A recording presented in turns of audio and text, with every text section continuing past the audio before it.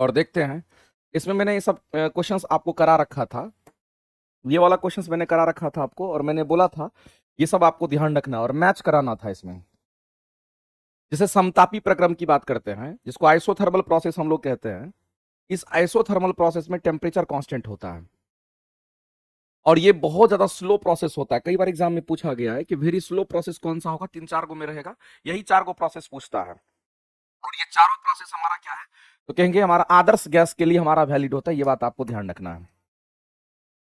एक तो ये हो गया दूसरा, यहाँ तीसरा, और यहाँ पे चौथा। ये चारों प्रोसेस, सबसे स्लो प्रोसेस और सबसे फास्ट प्रोसेस। एडियाबेटिक प्रोसेस हमारा सबसे फास्ट प्रोसेस होता है। यहां तक कि मेरे भाई इस पर एक क्वेश्चन पूछता है कि गाड़ी का टायर अगर अचानक फट जाता है, गाड़ी का टायर, ध्यान रखेंगे, गाड़ी का टायर, क्वेश्चन बीपीएससी पूछा है, गाड़ी का टायर अचानक फट जाता है, गाड़ी का टायर अचानक फट जाता है, तो बताइए कि जो हवा बाहर निकलता है वो किस प्रोसेस से निकलता है। क्योंकि गाड़ी का टायर जब अचानक फटता है तो बहुत तेज गति से हवा निकलता है, और बहुत फास्ट गति से निकलता है, इसलिए इसको हम लोग कहते हैं रुद्धोष प्रक्रम कहते हैं। इस बात को ध्यान रखेंगे। और समदाबी में क्या होगा, तो समान दाब होगा, दाब कांस्टेंट होगा। सम आयतनिक में क्या होगा, तो आयतन कांस्टेंट होगा। समतापी में क्या होगा, तापमान कांस्टेंट होगा। लेकिन एक हमारा स्लो, एक हमारा फास्ट प्रोसेस होता है। और एक और चीज नोट करके आप लिख लीजिएगा, वैसे इस क्वेश्चन का मिलान आप कर लीजिए। तो एक और चीज आप ध्यान रखिए मेरे भाई, कि जो एडियाबेटिक स्लोप हमारा होता है, अगर हम एडियाबेटिक कर्व की बात करते हैं, इस एडियाबेटिक प्रोसेस का जो हमारा स्लोप होता है, या एडियाबेटिक स्लोप की अगर हम बात करते हैं, एडियाबेटिक जो हमारा स्लोप होता है वो हमारा ज्यादा होता है किससे, तो आइसोथर्मल स्लोप से। आइसोथर्मल स्लोप से ही हमारा क्या होता है, ज्यादा होता है। इसीलिए चूंकि ये फास्ट प्रोसेस स्लोप ज्यादा होगा, इसका हमारा स्लोप कम होता है। ये हमारा क्या होगा, इसका स्लोप कम हो जाता है। तो इसका स्लोप ज्यादा है, इसका स्लोप हमारा कम होता है। कितना टाइम्स कम होता है, कितना टाइम्स ज्यादा होता है, गामा टाइम्स हमारा ज्यादा होता है। ये अलग से आप नोट करके लिखिएगा, क्योंकि कई बार एग्जाम में जो है आपको रिलेट करके इस तरह से दे देता है, किसका स्लोप ज्यादा, किसका स्लोप कम, कौन फास्ट कौन स्लो हमारा होगा। तो हम लोग जानते हैं समतापी प्रक्रम तापमान समान होगा, समदाबी प्रक्रम दाब समान होगा, और रुद्धोष प्रक्रम ऐसा प्रक्रम होता है जिसमें उष्मा संचरण नहीं होता है। यानी मेरे भाई रुद्धोष प्रक्रम ऐसा प्रक्रम है जिसमें उष्मा संचरण 0 होती है, और ये वेरी फास्ट प्रोसेस होता है। कल मैंने आपको बताया था। और इस हिसाब से अगर मिलान करिएगा तो आपको यहां पर मिल जाएगा क्या, तो बी का 3 और सी का हमारा 2 है। सी का 2 था, बी का 3 यहां नहीं था तो खत्म हो गया, बी का 3 यहां नहीं था तो खत्म हो गया। इसलिए इस क्वेश्चन का आंसर मैंने क्या किया था आपको, तो ये बताया था। आगे चलते हैं, क्वेश्चंस के बारे में हम लोग यहाँ पर चर्चा करते हैं। और विस्कोसिटी जिसको श्यानता कहते हैं, तो एक बात ध्यान रखना मेरे भाई, जो श्यानता हमारा होता है इसका यूनिट याद रख लीजिए। श्यानता का यूनिट क्या होता है, कहेंगे श्यानता का यूनिट हमारा पास्कल गुना सेकंड होता है। इस बात को हमेशा के लिए याद रखना, कई बार पूछता है। इसके एसआई मात्रक की अगर हम बात करते हैं, अगर इसके एसआई यूनिट की अगर बात करते हैं, तो एसआई यूनिट क्या होगा, तो याद रखना ये पास्कल गुना में हमारा सेकंड होता है। पास्कल गुना में सेकंड हमारा इसका क्या है, तो कहेंगे एसआई यूनिट होता है। और श्यानता जो है द्रव और गैस में ही देखने को मिलता है। और श्यानता क्या है, तो मेरे भाई ये आंतरिक प्रतिरोध पैदा करता है। ध्यान रखेंगे, द्रव और गैस में ये क्या करता है, तो आंतरिक प्रतिरोध पैदा करता है। ये चीज आपको ध्यान रखना है, आंतरिक प्रतिरोध पैदा करता है, और उसी आंतरिक प्रतिरोध को हम लोग श्यानता कहते हैं। और अब मैंने आपको बोला था मेरे भाई कि इसके यूनिट जो है, ऐसा यूनिट हमारा पास्कल गुना सेकंड होता है। पास्कल को क्या कहेंगे, न्यूटन पर मीटर स्क्वायर कहेंगे। सेकंड हमारा यहाँ पे रह गया, और इसी को क्या लिखेंगे, न्यूटन हमारा यह है। मीटर ऊपर जाएगा तो मीटर का पावर हमारा -2 और सेकंड हो जाएगा। ये भी हमारा मैच कर गया था, पहला ऑप्शन मैच कर गया था यहाँ पे। दूसरा हमने क्या किया था, इस न्यूटन को लिखा था केजी मीटर पर सेकंड स्क्वायर में, और यहां मीटर स्क्वायर को मीटर स्क्वायर छोड़ दिया, सेकंड को सेकंड छोड़ दिया था। और इसको जब कट कुट करिएगा तो आपको केजी मीटर इस वन और सेकंड इनवर्स भी निकल करके आया था। इसमें से एक यूनिट हमारा नहीं हुआ था सही, इस यूनिट को हम काट दिए थे, ये हमारा सही नहीं था। बाद बाकी ये सही था और ये हमारा सही था, दो स्टेटमेंट सही था, इसलिए ऑप्शन नंबर डी के साथ हम गए थे। अगला क्वेश्चन मेरे भाई, मैंने आपको बताया था कि लिफ्ट के जब भी क्वेश्चन आपके सामने में आता है तो एक बात ध्यान रखना कि लिफ्ट में एक क्वेश्चन हमारा ये हमेशा आते रहता है कि लिफ्ट की रस्सी अचानक टूट जाएगी तो क्या होगी। तो याद रखना, जब भी लिफ्ट की रस्सी अचानक टूटती है तो उस कंडीशन को हम लोग फ्री फॉल कंडीशन कहते हैं। वस्तु का भार भारहीन हो जाएगा, यानी कि वस्तु का भार 0 हो जाता है। तो ये लिफ्ट की रस्सी अचानक टूटती है, तो अगर लिफ्ट ऊपर जा रहा रस्सी टूट गया, अगर लिफ्ट नीचे आ रहा रस्सी टूट गया, तो वो फ्री फॉल केस हो जाता है। और वैसे केस में उस लिफ्ट के अंदर जो वस्तु होगा उस वस्तु का भार भारहीन हो जाता है। अगर मान लेते हैं इसी में, अगर हम आपसे ये कहें कि अगर लिफ्ट रुकी हुई है, लिफ्ट कैसा है, तो लिफ्ट विराम की अवस्था में है। तो मेरे भाई लिफ्ट अगर विराम की अवस्था में है, यदि लिफ्ट विराम की अवस्था में है तो क्या होगा, यदि लिफ्ट विराम की अवस्था में है तो आपको ध्यान रखना कि यहां भी वस्तु का भार वास्तविक भार के बराबर होगा। यहां पर वस्तु का जो भार होगा कैसा होगा, तो कहेंगे वास्तविक भार के बराबर होता है, जो एक्चुअल उसका वेट होगा उसी के बराबर होगा, वस्तु का भार वास्तविक भार के बराबर होगा। दूसरी बात आपको ध्यान रखना है कि लिफ्ट की बात करते हैं, लिफ्ट एक समान वेग से हमारा गति करता है। अगर एक समान वेग से मेरे भाई अगर लिफ्ट ऊपर जा रही है, लिफ्ट नीचे आ रही है, वैसी परिस्थिति में भी हम कहेंगे कि वस्तु का भार वास्तविक भार के क्या होगा, तो वस्तु का जो भार है वास्तविक भार के बराबर होता है। ये सारे कंडीशंस को आप ध्यान रखेंगे, और मैंने आपको सारी तरीके से बताया है कि आप इसको ध्यान रख सकते हैं। इस तरीके से आपको करना। और लिफ्ट कभी कभी क्या होता है, लिफ्ट अगर त्वरित गति से ऊपर जाता है तो आप बताइए, लिफ्ट त्वरित गति से अगर नीचे जाएगा तो आप बताइए, कमेंट करके आप कमेंट सेक्शन में बताएंगे। लेकिन लिफ्ट मेरे भाई अचानक अगर रस्सी टूटेगी तो उसको फ्री फॉल कहते हैं, और फ्री फॉल को ही मुक्त रूप कहते हैं, फ्री फॉल को मुक्त अवस्था कहते हैं। इसको क्या कहेंगे, तो इसको हम लोग मुक्त अवस्था कहते हैं, इस बात को ध्यान रखना। इसी को हम लोग मुक्त अवस्था कहते हैं, इस बात को ध्यान रखेंगे। और मुक्त अवस्था में अगर कोई भी वस्तु हमारा नीचे गिरता है तो उस वस्तु का भार भारहीन हो जाता है, ध्यान रखेंगे। अगला क्वेश्चन बताया था कि किसी गैस के अणुओं के वर्ग माध्य मूल जो आरएमएस वेलोसिटी हमारा होता है, और औसत चाल मतलब एवरेज वेलोसिटी होता है, और एमपी हमारा क्या होगा, तो कहेंगे यहां पर probable speed, most probable speed की हम बात करते हैं, इसके बीच में सही संबंध क्या है। तो मेरे भाई इस बात को ध्यान रखना, जब हम गैस की बात करते हैं, हम किसकी बात करते हैं, गैस की बात करते हैं, तो आपको ध्यान रखना इस गैस में तीन तीन गो फॉर्मूला हमारा आता है। एक तो स्पीड हम लोगों को आरएमएस स्पीड की बात करेगा, और आरएमएस स्पीड का फॉर्मूला होता है अंडर रूट में 3RT अपॉन में कितना होगा, तो कहेंगे एम होता है। और इसी गैस के लिए हमारा एवरेज वेलोसिटी का भी फॉर्मूला होता है, और अगर हम एवरेज वेलोसिटी का फॉर्मूला की अगर बात करते हैं, इसका फॉर्मूला होता है 8RT अपॉन में कितना, तो पाई, यहां पर m होता है मॉलिक्यूलर वेट। और तीसरा जो फॉर्मूला होता है हमारा एवरेज वेलोसिटी का, वो कितना होगा, एवरेज नहीं, तीसरा जो फॉर्मूला हमारा होगा मोस्ट प्रोबेबल स्पीड का हमारा होता है, वो कितना होगा, तो याद रखना अंडर रूट 2RT अपॉन में हमारा m होता है। ये फॉर्मूला होता है, और इस फॉर्मूला में आप देख सकते हैं मेरे भाई कि कौन वैल्यू ज्यादा होगा तो कौन वैल्यू कम होगा। तो जब आप इन तीनों में अगर रिलेट करोगे तो पता चलेगा कि सबसे ज्यादा हमारा स्पीड यही वैल्यू दिखा, क्योंकि RT/m सब में कॉमन है, यहां 3 है, यहां पर 8/पाई है, और 8/पाई की वैल्यू हमारा कितना हो जाएगा, तो हम कहेंगे 3 से तो हमारा कम मान ये होगा, इसका मतलब 3 से कम मान होगा तो इसके बाद ये आएगा, और इसका तो हमारा 2 वैल्यू है, तो सबसे कम हमारा VP होगा, इसलिए हम कहेंगे मोस्ट प्रोबेबल स्पीड हमारा सबसे कम होगा, उसके बाद एवरेज होगा, और सबसे अधिक हमारा आरएमएस स्पीड होता है। आपको ध्यान रखना, यही वैल्यू के आधार पर हम लोग लिखते हैं। आगे चलते हैं, अगला मैंने बताया था मेरे भाई खगोलीय दूरदर्शी की अगर बात करते हैं, अगर कोई खगोलीय दूरदर्शी हमारा होता है, खगोलीय दूरदर्शी का इस्तेमाल कैसे करते हैं, खगोलीय दूरदर्शी हम लोग दूरबीन जिसको कहते हैं, दूर की वस्तु को देखते हैं और छोटा चीज को बड़ा करके देखते हैं, मैग्नीफाइड करके देखते हैं। तो मैग्निफिकेशन का एक फॉर्मूला मैंने आपको कल बताया था, याद कीजिएगा कि मैग्निफिकेशन का एक फॉर्मूला m इक्वल टू हमारा क्या होता है, यहां पर माइनस के साथ हमारा यहां पर F0 अपॉन में क्या होगा, कहेंगे FE होता है। कल मैंने ये बात आपको बताया था, इस बात को आप ध्यान रखेंगे, यानी इसका फॉर्मूला कितना होगा, तो F0 डिवाइडेड बाय हमारा कितना होगा, कहेंगे FE होगा। ये हमारा क्या था, कहेंगे ऑब्जेक्टिव, ये हमारा क्या, तो ऑब्जेक्टिव लेंस की फोकस दूरी है FO, और ये FE क्या है, आई लेंस की फोकस दूरी होती है। देखो आई लेंस की फोकस दूरी कभी घटता बढ़ता नहीं है, अगर जब भी घटेगा बढ़ेगा तो ऑब्जेक्टिव लेंस की फोकस दूरी घटेगा बढ़ेगा, और जब ऑब्जेक्टिव लेंस की फोकस दूरी को मान लेते हैं, यहां पर हम क्या कर रहे हैं, कंडीशन के हिसाब से, चूंकि आवर्धन को बढ़ाने की बात कर रहा है, अगर आवर्धन को बढ़ाना है, अगर हमको m को बढ़ाना है, ये कांस्टेंट रहेगा तो इसको बढ़ाना पड़ेगा, तो मेरे पास ऑब्जेक्टिव लेंस की फोकस दूरी को बढ़ा देंगे तो m का मान बढ़ जाएगा। इसलिए मैंने ये कंडीशंस बताया था कि ऑब्जेक्टिव लेंस की फोकस दूरी को अगर बढ़ाएंगे तो m का मान बढ़ जाएगा। लेकिन कभी भी आवर्धन में नेगेटिव और पॉजिटिव का मीनिंग क्या होता है उसको आप समझिए।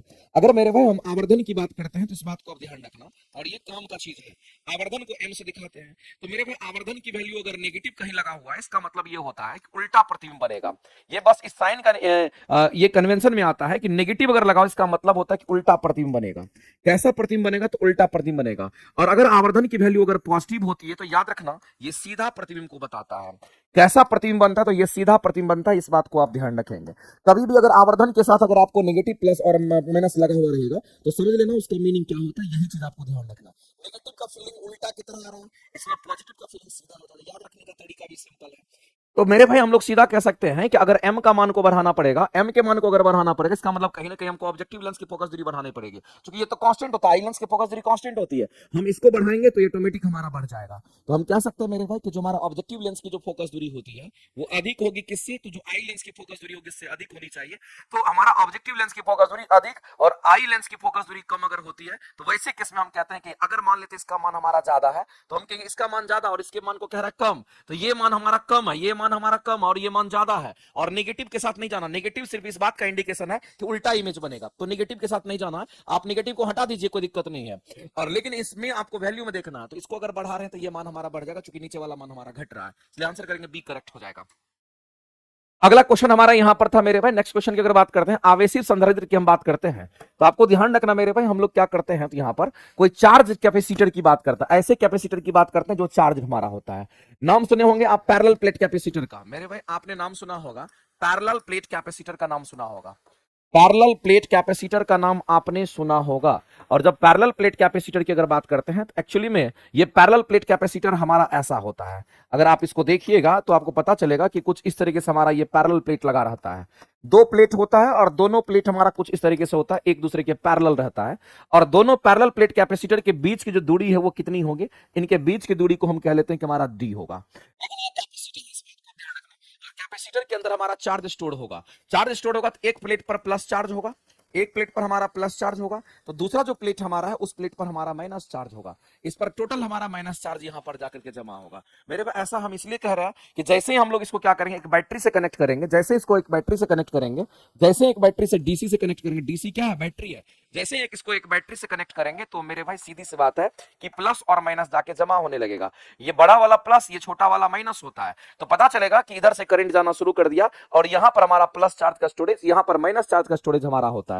लेकिन एक बात मैंने आपको बताया था, याद करना, कि अगर कभी भी मेरे भाई इसके कैपेसिटेंस की बात करता है तो वो कितना होता है, कैपेसिटेंस की जो वैल्यू होती है ये एप्सिलॉन नॉट ए अपन में हमारा कितना होगा कि यहां पर डी होता है, ये याद रखना मेरे भाई। लेकिन ये किस केस में है, तो जब यहाँ कोई माध्यम नहीं है, इन दोनों पैरेलल प्लेट के केस में यहाँ पर कोई माध्यम नहीं है तो हमारा ये होगा, यानी मेरे भाई यहाँ पर किसी भी, यहाँ पर निर्वात केस की हम बात कर लेते हैं, दोनों पैरेलल प्लेट कैपेसिटर के बीच में निर्वात का केस होगा तो ऐसा होगा। लेकिन कई बार क्वेश्चन मेरे भाई ऐसे पूछता है कैपेसिटेंस हमारा क्या होगा, तो के टाइम्स एप्सिलॉन नॉट ए अपन में अगर हमारा डी होता है तो ये किस केस में होगा, तो याद रखना मेरे भाई, अगर उसके बीच में, दोनों पैरेलल प्लेट कैपेसिटर के बीच में कोई मीडियम्स को रख दिया जाता है, अगर इसके बीच में कोई माध्यम अगर हम रख देते हैं तो वैसी माध्यम का मतलब ठोस द्रव गैस, यहां पर किसी मीडियम को अगर रख देते हैं तब हमारा के से गुना हो जाता है, और अगर मान लेते हैं कि निर्वात केस रहेगा तो हमारा फिर कैपेसिटेंस की वैल्यू ये आती है, इस बात को ध्यान रखना। सी क्या है, तो सी को कैपेसिटेंस बोलते हैं, कई बार क्वेश्चंस पूछा गया है, इसको कैपेसिटेंस बोलते हैं, इस बात को ध्यान रखना। अब इतना बात जान लेने के बाद हम लोग आते हैं क्वेश्चंस पर। मेरे भाई इस बात को ध्यान रखना कि जब कभी भी आपके सामने कैपेसिटर की बात करता है तो कैपेसिटर को हम लोग ऐसे भी दिखाते हैं, ये पैरेलल प्लेट कैपेसिटर को हम लोग पढ़ने के लिए ऐसे दिखाते हैं, ये कैपेसिटर हमारा हो गया।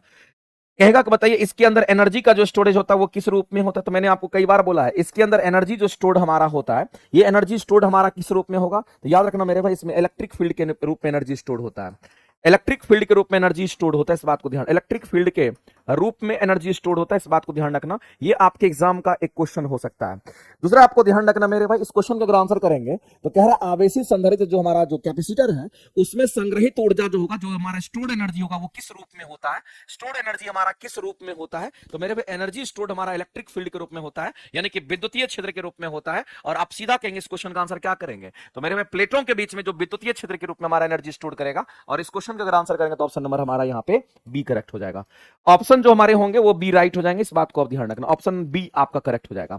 अब दूसरी बात आप समझना मेरे भाई, एक और चीज हम यहां चर्चा करते हैं, एक नाम सुने होंगे आप किसका, इंडक्टर का नाम सुने होंगे। इंडक्टर जो हमारा क्वाइल होता है जिसको प्रेरकत्व कहते हैं,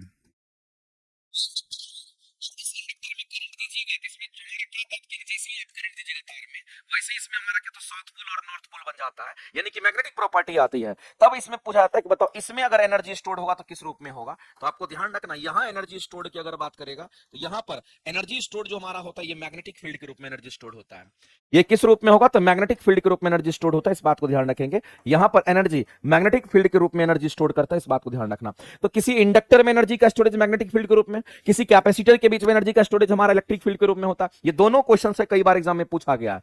अब कितना एनर्जी का स्टोरेज होता है वो फॉर्मूला भी अगर हम आपको बता देते हैं, तो एनर्जी का जो स्टोरेज होगा वो कितना होगा, तो याद रखना ये हाफ CV स्क्वायर होता है।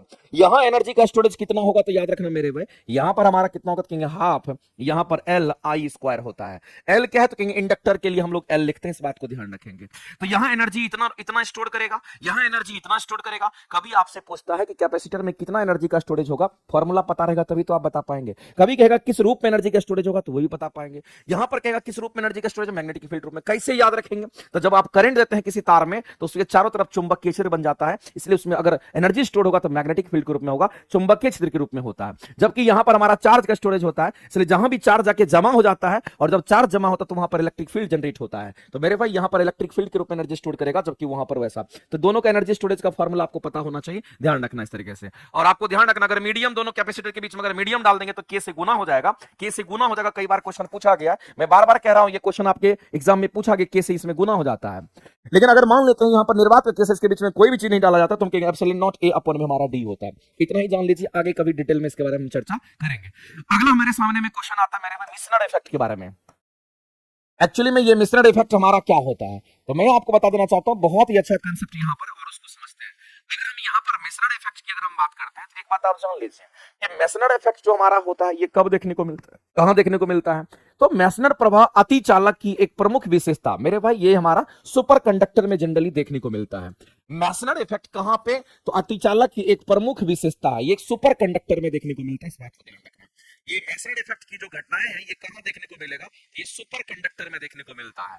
अब आपके दिमाग में आ रहा होगा सर ये सुपर कंडक्टर होता क्या है, हम उस पर चर्चा करेंगे। और सुपर कंडक्टर को हिंदी में क्या कहेंगे? तो अति चालक कहेंगे। कंडक्टर को चालक कहते हैं, ये सुपर है इसलिए इसको अति चालक कह देते हैं, कोई दिक्कत नहीं है। अब समझना मेरे भाई, कोई भी कंडक्टर की हम बात करते हैं, हम किसी भी कंडक्टर की बात करते हैं, मान लेते हैं कि ये कंडक्टर है, कंडक्टर हम उसको कहते हैं जिससे इलेक्ट्रिसिटी पास करता है उसको कंडक्टर कहते हैं, और उसको हम लोग चालक कहते हैं, इस बात को आप ध्यान रखेंगे। अगर कोई कंडक्टर है उससे करंट पास करेगा, उससे इलेक्ट्रिसिटी पास करता है, उस कंडक्टर को हम लोग क्या कहते हैं, ध्यान रखना। अगर कोई कंडक्टर है, अगर यही कंडक्टर हमारा कब बन जाता है, यही कंडक्टर हमारा कब सुपर कंडक्टर बनेगा, इस बात को ध्यान रखना। कंडक्टर हमारा कब ये सुपर कंडक्टर बनेगा मेरे भाई, क्वेश्चंस कई बार पूछता है। तो कंडक्टर कब सुपर कंडक्टर बनता है, तो याद रखना मेरे भाई, आपको यहां पर ध्यान रखना पड़ेगा, क्रिटिकल टेम्परेचर से कम तापमान पर बनता है। एट क्रिटिकल टेम्परेचर से कम तापमान, यानी कि जो टेम्परेचर होना चाहिए वो टेम्परेचर हमारा क्रिटिकल टेम्परेचर से कम टेम्परेचर की जब कहानी होगी तब ये सुपर कंडक्टर हमारा बन जाता है। और याद रखना अगर सुपर कंडक्टर की अतिचालक की बात करते हैं, याद रखना इसका रेजिस्टेंस जीरो होता है। रेजिस्टेंस जीरो याद रखना मेरे भाई हमेशा के लिए। अगर सुपर कंडक्टर बोल दिया तो मतलब प्रतिरोध की वैल्यू जीरो होती है। याद रखना प्रतिरोधकता की वैल्यू भी जीरो होती है, रेसिस्टिविटी भी जीरो होता है, इसको प्रतिरोधकता हम कहते हैं। और कई बार एग्जाम में पूछा गया, इसलिए मैं आपको ये डिस्कस कर रहा हूं और आपको ध्यान में रखना चाहिए। अगर आपसे कोई कहता कि अतिचालक का रेजिस्टेंस क्या होता है, तो आप सीधा कहना अतिचालक का रेजिस्टेंस जीरो होता है। रेसिस्टिविटी क्या होता है, याद रखना जीरो होता है। और डिट्टो एग्जाम में पूछता है, ये डायरेक्ट आपके एग्जाम में आता है, मैं आपको लिख देता हूं मेरे भाई, एग्जाम में आने की संभावना बहुत हद तक ये रहता है, ध्यान रखेंगे। अब जैसे ही करंट का मान यहां पर जीरो होगा तो आगे क्या होगा, करंट सॉरी रेजिस्टेंस का मान जीरो होगा तो करंट क्या होगा, कहेंगे करंट हमारा मैक्सिमम हो जाएगा, यानी उससे मैक्सिमम करंट हमारा पास करेगा। मैक्सिमम करंट हमारा क्या करेगा, तो कहेंगे पास करने लगेगा, उससे मैक्सिमम करंट हमारा पास करने लगेगा। इस बात को ध्यान, किससे, सुपर कंडक्टर। इसीलिए तो उसका नाम सुपर कंडक्टर नहीं है, उसका नाम सुपर कंडक्टर है कि उससे मैक्सिमम करंट पास करेगा। क्योंकि उस सुपर कंडक्टर का रेजिस्टेंस जीरो हो गया, रुकने वाला ही नहीं कोई है, प्रतिरोध ही जीरो हो गया उसका।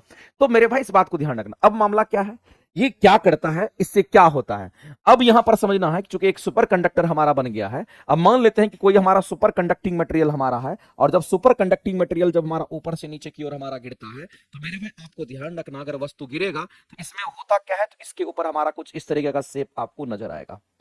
ऐसे करके हमारा चूंकि वो जो पदार्थ होता है क्या करेगा, मैग्नेटिक फील्ड को क्या करता है, बाहर की ओर धकेल देता है।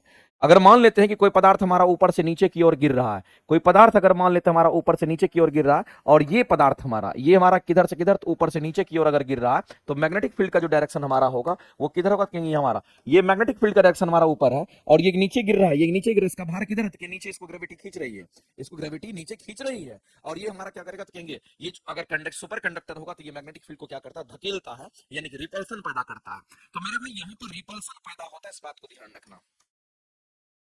यहां पर रिपल्सन पैदा होता है, यहां पर रिपल्सन पैदा होता है, इस बात को ध्यान रखना। इस जगह पर आपको रिपल्सन देखने को मिलेगा, और अगर कहीं रिपल्सन पैदा होता है तो आप समझ लीजिए मेरे भाई ये सुपर कंडक्टर हमारा किसकी तरह काम करने लगता है, तो ये हमारा डायामैग्नेटिक सब्सटेंस की तरह हमारा काम करने लगता है। तो सुपर कंडक्टर अगर बना तो मेरे भाई वो रिपल्सन पैदा करता है। सुपर कंडक्टर क्या करता है, रिपल्सन पैदा करता है, इस बात को आप ध्यान रखेंगे। जो सुपर कंडक्टर है ये क्या करेगा, तो ये रिपल्सन पैदा करता है, इस बात को आप ध्यान रखेंगे।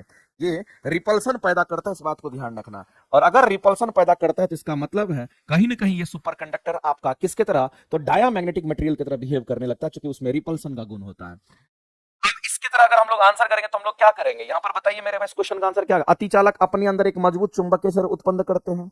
दूसरा हमारा क्या है, जब किसी पदार्थ को उसके क्रांतिक तापमान से नीचे ठंडा करते हैं, देखो यहां पर जब किसी पदार्थ को कहां से कहां, जब किसी पदार्थ को उसके क्रांतिक तापमान से नीचे ठंडा करते हैं, यानी क्रांतिक तापमान से नीचे ठंडा करते हैं किसी पदार्थ को, तो वह हमारा किस अवस्था में चला, अतिचालक बन जाता है, सुपर कंडक्टर बन जाता है। तो वह अपने अंदर से चुंबकीय क्षेत्र को बाहर की ओर धकेल देता है, बाहर की ओर निकाल देता है, इससे निकाल देता है। ये नीचे जा रहा है, इधर धकेल देगा, धकेल देता है, यानी कि रिपल्शन का गुण उसमें पैदा करता है। और मेरे भाई वो क्या बन जाता है, तो हमारा डायमैग्नेटिक मटेरियल बन जाता है और पूर्णतः हमारा प्रति चुंबकत्व का गुण उसके अंदर आ जाता है।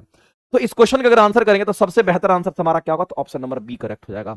ऑप्शन नंबर बी जो होगा हमारा यहाँ पे राइट हो जाएगा, इस बात को ध्यान रखेंगे।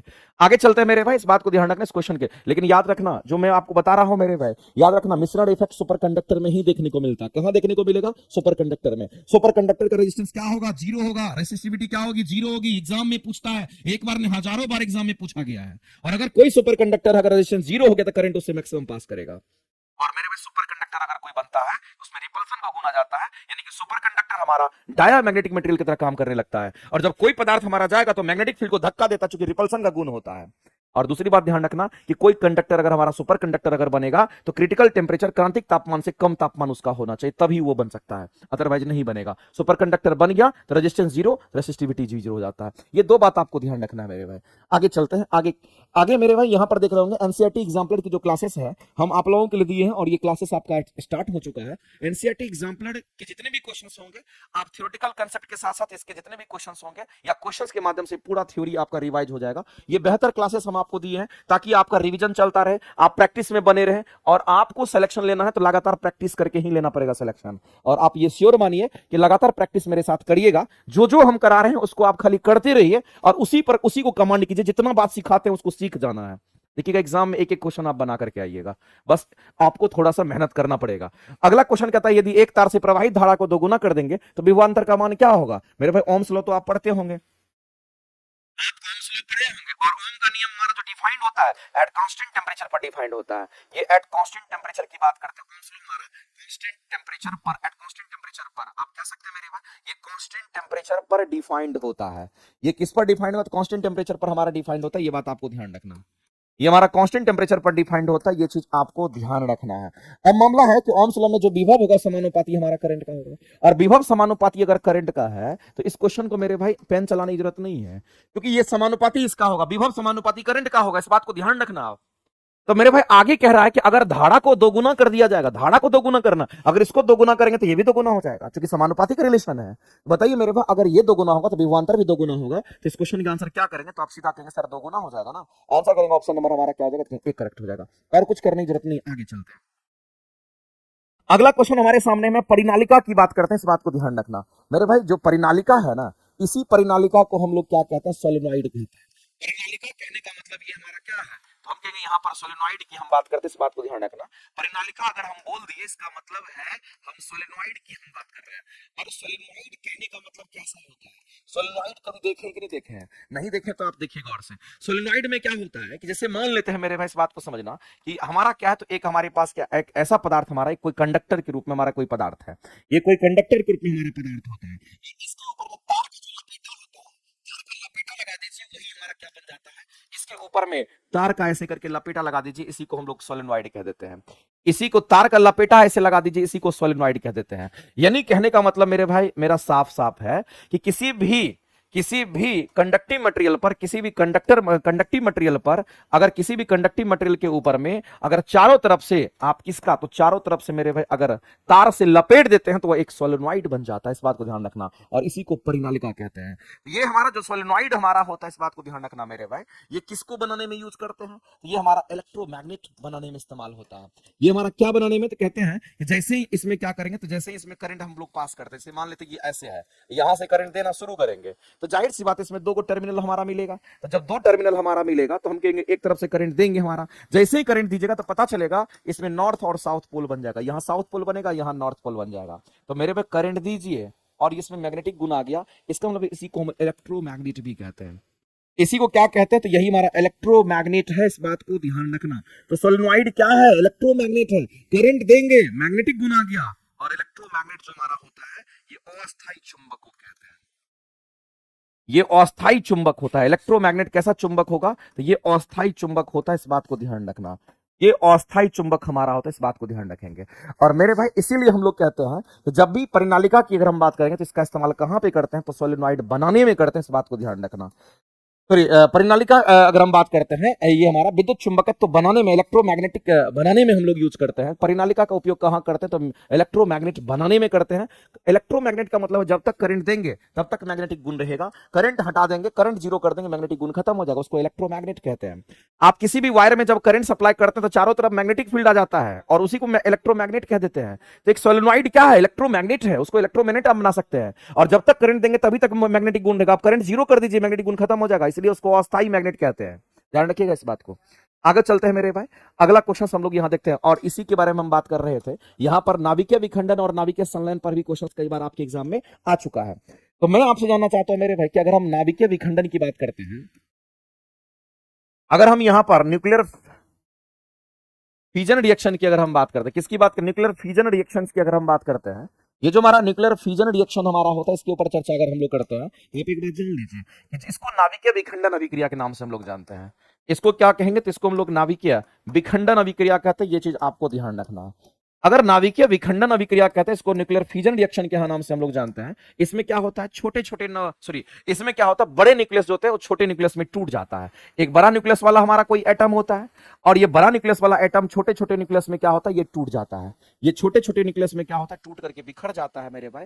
इसी को कहते हैं, ये बड़ा न्यूक्लियस है, छोटे छोटे न्यूक्लियस में टूट जाता है और हम कहते हैं कि हमारा यहां पर नाभिकीय विखंडन अभिक्रिया हो गया। लेकिन ये एक चेन रिएक्शन होता है। ये कैसा रिएक्शन होगा? तो एक चेन रिएक्शन हमारा होता है, इस बात को ध्यान रखेंगे।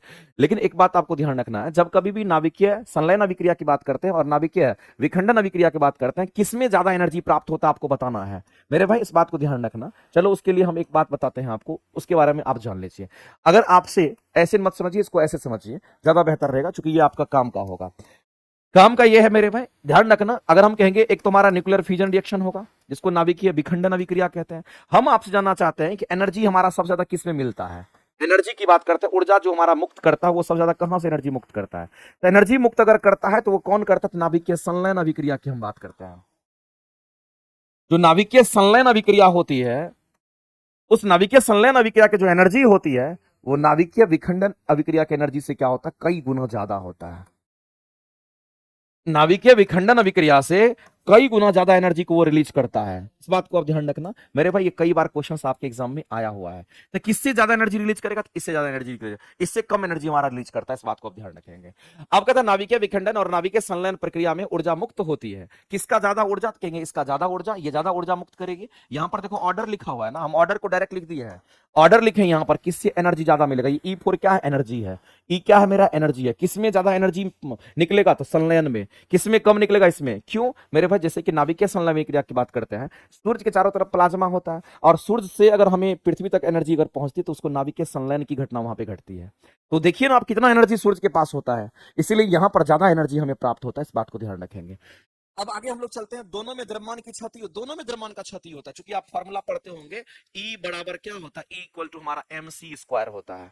E इक्वल टू हमारा MC स्क्वायर होता है। क्योंकि हम लोग जानते हैं मेरे भाई कि जो C का वैल्यू होता है वो कांस्टेंट है, और C क्या है? स्पीड ऑफ लाइट है। ये कांस्टेंट है जो कि हमारा स्पीड ऑफ लाइट है, इस बात को ध्यान रखना। ये हमारा क्या कहेंगे? स्पीड ऑफ लाइट है, और स्पीड ऑफ लाइट हमारा क्या है? तो कांस्टेंट है। इसका मतलब है E कहीं ना कहीं समानुपाती किसका है? तो M का है। अगर E समानुपाती M का है मेरे भाई, तो मैं आपसे जानना चाहता हूं एनर्जी की प्राप्ति कब होगी? ज्यादा एनर्जी कब मिलेगा? जब ज्यादा मास खर्च करेगा। जब ज्यादा मास हमारा खर्च होगा तो ज्यादा एनर्जी में प्राप्त होगा। तो दोनों में द्रव्यमान की क्षति होती है, जिससे वह ऊर्जा में परिवर्तित हो जाती है। यानी यही द्रव्यमान क्षति होकर के अपना एनर्जी को खो करके इसको एनर्जी दे देता है। यानी कहने का मतलब कुल मिलाकर के आप ये समझ लीजिए, ये स्टेटमेंट हमारा सही है। उत्पाद की प्रति न्यूक्लियस बंधन ऊर्जा विकारक की तुलना में अधिक होती है। देखो, जो भी उत्पाद की हम बात करते हैं, कह रहा है उत्पाद की प्रति न्यूक्लियस बंधन ऊर्जा जो होती है अभिकारक की तुलना में अधिक होती है। ये बिल्कुल सही स्टेटमेंट है। जब भी कोई भी रिएक्शन हमारा होता है तो आपको पता होगा मेरे भाई, जब हम रिएक्शन की बात करते हैं, जैसे मान लेते हैं कि ए से हमारा रिएक्शन बी का हुआ और बी से निकला क्या? सी, और यहां से कुछ ऊर्जा की प्राप्ति हुई। हम आपसे जानना चाहते हैं मेरे भाई, इसको प्रोडक्ट कहते हैं ये प्रोडक्ट हमारा है और ये हमारा क्या तो कहेंगे यहाँ पर रिएक्टेंट है, इसको अभिकारक कहेंगे, इसको उत्पाद कहेंगे। तो उत्पाद के साथ एनर्जी जुड़ा हुआ है, इसके साथ एनर्जी नहीं जुड़ा हुआ है, इस बात को आप ध्यान रखेंगे। तो उत्पाद की प्रति न्यूक्लियस बंधन ऊर्जा अभिकारक की तुलना में क्या होती है, अधिक होती है। ये स्टेटमेंट हमारा क्या कहेंगे यहाँ पर हमारा राइट हो जाएगा। ये स्टेटमेंट जो होगा मेरे भाई हमारा क्या होगा, कहेंगे राइट हो जाएगा। तो ये स्टेटमेंट भी हमारा क्या कहेंगे यहाँ पर करेक्ट हो जाएगा, इस बात को आप ध्यान रखेंगे। ये स्टेटमेंट भी हमारा क्या कहेंगे करेक्ट है। तीसरा स्टेटमेंट चेक करना पड़ेगा, केवल संलयन में कह रहा है, केवल संलयन में द्रव्यमान की क्षति हो, केवल लिख दिया मेरे भाई गलत है। हम कह रहे हैं कि संलयन हो कि विखंडन हो, दोनों में द्रव्यमान की क्षति होगी तो एनर्जी प्राप्त करते हैं। यहां कह रहा है केवल संलयन, गलत हो जाएगा मेरे भाई। खोजना क्या था इसमें से, खोजना था इसमें से कि मुक्त होती है और मुक्त अगर होती है तो किसके कारण मुक्त होती है, तो हम कहेंगे ये दोनों हमारा हो जाएगा, ये दोनों हमारा यहाँ पे राइट आंसर हो जाएगा। तो मेरे भाई यहाँ पर इस क्वेश्चन के अगर हम आंसर करने के लिए जाएंगे तो उपयुक्त में से एक से अधिक आंसर करेंगे और हम लोग क्या करेंगे इस क्वेश्चन का आंसर, तो कहेंगे डी करेंगे, क्योंकि तीसरा स्टेटमेंट तो हमारा उसके लिए एलिजिबल नहीं है, तो हम लोग इसको हटा देंगे। आगे चलते हैं। अगला है कि एक चौक कुंडली चौक कॉइल का नाम सुने कि नहीं सुने हैं। चौक कॉइल क्या है, अगर आपसे कोई कहता है चौक कॉइल का काम क्या होता है, घर में चौक लगाते हैं कि नहीं लगाते हैं, तो आप एक बात बताइए मेरे भाई, मैं आपसे जानना चाहता हूं, सिंपल सा बात है, आप घर में चौक यूज करते हैं और आज के बाद कभी नहीं भूलना, घर में यूज करते हैं। लेकिन चौक कॉइल क्या है मेरे भाई, जो सोलेनॉइड होता था, जो इंडक्टर होता था, उसी को ना चौक कॉइल कहते हैं। चौक कॉइल का काम होता है करंट को रेगुलेट करता है, करंट के मान को बढ़ाता भी है और करंट के मान को ये घटाता भी है। इसका मेन फंक्शन मेरे भाई यही होता है, इस बात को आप ध्यान रखेंगे। हम किसकी बात कर रहे हैं, तो हम चौक कॉइल की बात करते हैं। और जो चौक कॉइल हमारा होता है ये प्रेरकत्व की तरह हमारा इस्तेमाल होता है, इंडक्टर की तरह हमारा यूज होता है। ये अगर चौक कॉइल की बात करते हैं तो ये हमारा क्या है, तो कहेंगे एक प्रकार का इंडक्टर ही समझ लीजिए इसको। चौक कॉइल क्या है, तो एक प्रकार का इंडक्टर है, इस बात को ध्यान रखना। ये क्या है मेरे भाई, तो कहेंगे ये एक प्रकार का इंडक्टर है, इस बात को ध्यान रखना। एक प्रकार का हमारा इंडक्टर होता है, ये एक प्रकार का हमारा इंडक्टर होता है, इस बात को ध्यान रखना। दूसरी बात, चौक कॉइल का जो कार्य है ये आपको ध्यान रखना, ये क्या करता है, तो जो हमारा एसी होता है, डीसी नहीं एसी की बात करते हैं, अल्टरनेटिंग करंट प्रत्यावर्ती धारा की बात करते हैं। हम किसकी बात कर रहे हैं, तो हम यहाँ पर प्रत्यावर्ती धारा की बात करते हैं। तो आपको ध्यान रखना, ये प्रत्यावर्ती धारा जो हमारा वायर में फ्लो करता है, प्रत्यावर्ती धारा जो एसी होता है, इसके मान को कंट्रोल करता है। प्रत्यावर्ती धारा को ये क्या करता है, तो कहेंगे यहाँ पर कंट्रोल करने का काम करता है, इसको कंट्रोल करता है। प्रत्यावर्ती धारा को ये क्या करता है, कहेंगे यहाँ पर कंट्रोल करने का काम करता है, यानी एसी को कंट्रोल करने का काम करता है। इसलिए इसको कहां लगाते हैं, तो चौक कॉइल को मेरे भाई एसी परिपथ में लगाते हैं, इसको डीसी में नहीं लगाते हैं, इसको एसी परिपथ के साथ जोड़ते हैं। जो एसी परिपथ के साथ इसको जोड़ते हैं मेरे भाई ध्यान रखना, जो एसी परिपथ होता है, जो एसी परिपथ के साथ जोड़ते हैं, इस बात को ध्यान, एसी परिपथ के साथ इसको जोड़ते हैं, इसको एसी परिपथ के साथ जिसमें करंट का फ्लो, एसी करंट का फ्लो होगा, उसमें इसको जोड़ते हैं, जिसको हम लोग चौक कॉइल कहते हैं, इस बात को ध्यान रखना। और चौक कॉइल हमारा क्या है, ये चौक कॉइल हमारा एक इंडक्टर होता है। अब यहां पर मेरे भाई एक इंपॉर्टेंट बात हमारा चौक कॉइल से रिलेटेड है और उसको आप ध्यान में रखना, क्योंकि ये क्वेश्चन आपके लिए इंपॉर्टेंट है। अगर चौक कॉइल की बात करेगा ना, तो चौक कॉइल का रेजिस्टेंस को हम लोग कम रखते हैं। चौक कॉइल के रेजिस्टेंस को क्या रखते हैं, तो कम रखते हैं, इस बात को ध्यान रखना। जो चौक कॉइल होता है उसके रेजिस्टेंस जो मान्य होते हैं, ये कंडीशन है, इसका प्रतिरोध होना चाहिए, रेजिस्टेंस होना चाहिए, वो कम होना चाहिए। रेजिस्टेंस को क्या करना है, तो कम रखना है। इसके रेजिस्टेंस जो होंगे ये कम होंगे, लेकिन मेरे भाई ध्यान रखना, लेकिन इसके रेजिस्टेंस तो हमारे कम होंगे, लेकिन इसका इंडक्टेंस जो हमारा होगा, जिसको चालकत्व तो कहते हैं इसका, लेकिन इसका इंडक्टेंस हमारा ज्यादा होता है। इसका क्या होगा, तो कहेंगे इसका इंडक्टेंस की अगर हम बात करते हैं, इंडक्टेंस हमारा क्या होता है, कहेंगे हमारा, लेकिन इंडक्टेंस हमारा क्या होगा, कहेंगे यहां पर ज्यादा होता है। रेजिस्टेंस कम होगा, लेकिन इसका इंडक्टेंस, जिसको हम लोग यहां पर कह सकते हैं, इंडक्टेंस को हम लोग क्या कहेंगे, तो यहां पर एल से दिखाते हैं। इंडक्टेंस हमारा इसका ज्यादा होता है, जबकि इसका रेजिस्टेंस कम होता है, इस बात को ध्यान रखेंगे। तो चौक कॉइल हम लोग घर में यूज करते हैं, और चौक कॉइल किसके साथ जोड़ते हैं, तो जिस भी सर्किट में, जिस भी वायर में करंट एसी पास कर रहा है, डीसी नहीं, एसी पास कर रहा है, उसी में चौक कॉइल यूज करते हैं। और चौक कॉइल क्या है, एक प्रकार का इंडक्टर है। और चौक कॉइल का काम क्या होता है, एसी करंट को बढ़ाना और घटाना, एसी करंट को कंट्रोल करना। इसीलिए कभी भी अगर उसको जोड़ते हैं तो एसी परिपथ के साथ उसको जोड़ते हैं। दूसरी बात ध्यान रखना, अगर कभी भी चौक कॉइल की बात करेगा तो उसका याद रखना, रेजिस्टेंस कम होता है तभी तो उससे करंट आसानी से पास कर पाएगा, एसी करंट पास कर पाएगा, लेकिन उसका इंडक्टेंस जो है ज्यादा होता है। तो रेजिस्टेंस इसका कम होगा, याद रखना, लेकिन इसका इंडक्टेंस ज्यादा होता है, आपको ध्यान रखना है। तो मेरे अगर कोई चौक कॉइल है, उसको एसी परिपथ में धारा को नियंत्रित करने के लिए अगर आप इस्तेमाल करते हैं, तो बताइए मेरे भाई उसका क्या होगा, रेजिस्टेंस कम होगा लेकिन इंडक्टेंस उसका ज्यादा होगा। रेजिस्टेंस कम होगा लेकिन उसका इंडक्टेंस ज्यादा होगा, तो आप यहां कह सकते हैं मेरे भाई कौन सा होगा, उसका प्रेरकत्व तो उच्च होगा और ओमीय प्रतिरोध हमारा क्या होगा, तो बहुत कम होगा, जिससे हमारा शक्ति जो होगा, हमारा न्यूनतम शक्ति हमें प्रदान करेगा, यानी कि क्षय जो होगा, बहुत कम पावर का यहां पर लॉस होगा, इस बात को ध्यान। क्योंकि रेजिस्टेंस कम होगा तो पावर लॉस भी हमारा कम होगा, तो बहुत कम यहां पर पावर का क्षय हो पाएगा, इस बात को ध्यान रखना मेरे भाई। इस क्वेश्चन का अगर आंसर करेंगे तो हमारा आंसर क्या होगा, ऑप्शन नंबर बी करेक्ट हो जाएगा। इसके आंसर क्या होंगे? तो हमारे ऑप्शन नंबर यहां पर बी करेक्ट हो जाएंगे। ठीक है, तो ये चीज आपको ध्यान रखना है। आगे चलते हैं, अगला क्वेश्चन हम लोग देखते हैं। अगला क्वेश्चन हमारा क्या है? निम्न में से कौन सा कथन फोटोन के बारे में सही है? अच्छा एक बात बताइए, ऊर्जा के छोटे छोटे बंडल को क्या कहते हैं? फोटोन कहते हैं। इस बात को ध्यान, लाइट में आप पढ़ते होंगे, ऊर्जा के छोटे छोटे बंडल को क्या कहते हैं? फोटोन कहते हैं। ऊर्जा के छोटे छोटे बंडल को क्या कहते हैं? इस बात को ध्यान रखना, ऊर्जा के छोटे छोटे बंडलों को क्या कहते हैं? तो ऊर्जा के छोटे छोटे बंडलों को फोटोन कहा जाता है, इस बात को ध्यान रखना। इसी को क्या कहते हैं? तो इसी को हम लोग यहां पर फोटोन कहते हैं, ये बात आपको ध्यान रखना है। ऊर्जा के छोटे छोटे बंडलों को क्या कहते हैं? तो फोटोन कहते हैं, ये बात आपको ध्यान रखना मेरे भाई। अब मामला ये है कि जो फोटोन हमारा होता है ये ऊर्जा के छोटे छोटे बंडल से मिलकर के बना है। और मेरे भाई इसकी प्रॉपर्टी आपको ध्यान रखना, फोटोन की प्रॉपर्टी को ध्यान में रखना पड़ेगा। इसकी प्रॉपर्टी क्या है? अगर कोई फोटोन की बात कर रहा तो एनर्जी का छोटे छोटे बंडल, छोटे छोटे गुच्छा होता है, उसी को फोटोन कहते हैं। लेकिन मेरे भाई ये मासलेस होता है। ये कैसा होता है? ये मासलेस होता है, यानी इसका द्रव्यमान क्या होगा? तो शून्य होता है। ये मेरे भाई मासलेस होता है। ये कैसा होगा? तो आपको ध्यान रखना पड़ेगा, ये मासलेस का कंडीशन है। और दूसरी बात, अगर हम फोटोन की अगर बात करते हैं तो फोटोन क्या है? प्रकाश ऊर्जा। मेरे भाई हम लोग लाइट चैप्टर पढ़ते हैं ना, तो लाइट चैप्टर में हम लोग कहते हैं एनर्जी के छोटे छोटे बंडल हैं जिसको हम फोटोन कहते हैं। और फोटोन की जो स्पीड होती है स्पीड ऑफ लाइट के बराबर होती है। फोटोन की जो स्पीड होती है स्पीड ऑफ लाइट के बराबर होती है। तो मेरे भाई इस फोटोन की जो स्पीड होगी वो कितने के बराबर होगी? तो फोटोन की जो स्पीड होगी वह स्पीड ऑफ लाइट के बराबर होती है। फोटोन की स्पीड स्पीड ऑफ लाइट के बराबर होती है। ये स्पीड ऑफ लाइट के बराबर होती है, इस बात को ध्यान रखना। और स्पीड ऑफ लाइट कितना होता है? तो कहेंगे 3 इंटू 10⁸ मीटर पर सेकंड होगा। पढ़ते भी होंगे, फोटोन की जो स्पीड होगी स्पीड ऑफ लाइट के बराबर होती है। और मेरे भाई हम कहते हैं इतना होता है। दूसरी बात आपको ध्यान रखना है कि अगर हम फोटोन की बात करते हैं तो उस फोटोन की अगर हम बात करते हैं उसमें एनर्जी का, चूंकि एनर्जी का ही छोटा छोटा बंडल हमारा है, इसके लिए एक फॉर्मूला भी हम लोग यूज करते हैं। और फॉर्मूला एनर्जी इक्वल टू हमारा क्या यूज होता है? H new.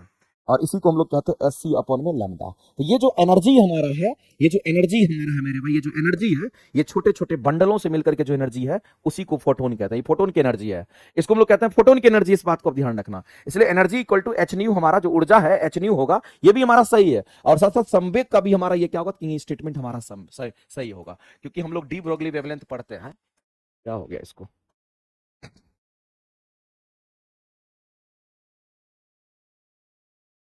हाँ, तो यहां पर हम लोग को ध्यान रखना है इसमें से कौन सा स्टेटमेंट सही है। आपको मेरे पे ध्यान रखना है, निम्नलिखित में फोटोन के गुण के बारे में कौन सा स्टेटमेंट सही है। सबसे पहला तो इसका द्रव्यमान क्या होगा? मासलेस होता है, शून्य होता है। फोटोन बहुत ही हल्का, बहुत ही हल्का, बहुत ही हल्का, बहुत ही हल्का, छोटे छोटे एनर्जी के बंडल से मिलकर बना, मासलेस होता है। लेकिन इस फोटोन की जो स्पीड होगी स्पीड ऑफ लाइट के बराबर होगा, यानी निर्वात में प्रकाश की चाल से गति करता है, स्पीड ऑफ लाइट के बराबर होगा। और मेरे भाई इसकी जो एनर्जी होती है एनर्जी इक्वल टू एच नहीं होगा। और संवेग की अगर हम बात करते हैं, ये संवेग हमारा इतना होगा, एस सी अपन में हम क्या कहेंगे? तो यहां पर लैम्डा होगा। एच अपन में हमारा क्या होता है? यहां पर हमारा लैम्डा हो जाएगा। संवेग का मैंने का मतलब आप समझते हैं? संवेग की अगर हम बात करते हैं तो मेरे पास संवेग हमारा होता है द्रव्यमान गुना वेग। संवेग हमारा क्या होगा कि यहां पर द्रव्यमान गुना वेग होता है। संवेग की अगर बात करते हैं तो ये द्रव्यमान energy equal to h nu. और यहां पर अगर डी ब्रोगली वेवलेंथ से अगर निकालना होगा तो ये हमारा एच अपन में एम भी होता है। एच अपन में एम भी होगा। ये डी ब्रोगली वेवलेंथ है मेरे भाई। ये कौन सा है? तो यहाँ पर हमारा डी ब्रोगली वेवलेंथ है। ये डी ब्रोगली वेवलेंथ का ये फॉर्मूला है। वेवलेंथ मतलब तरंग दैर्घ्य, डी ब्रोगली वेवलेंथ का ये फॉर्मूला है। इसी को हम लोग एच अपन में क्या कहेंगे? तो एमवीपी होता है। तो यहां से मेरे पे अगर हम पी निकालेंगे तो लैम्डा इक्वल टू हमारा एच बाय अगर पी आ गया तो क्या यहां से हम निकाल नहीं सकते हैं? पी बराबर हमारा एच अपन में लैम्डा हो जाएगा। पी बराबर एच अपन में लैम्डा। एच क्या? तो प्लैंक्स कांस्टेंट हमारा होगा।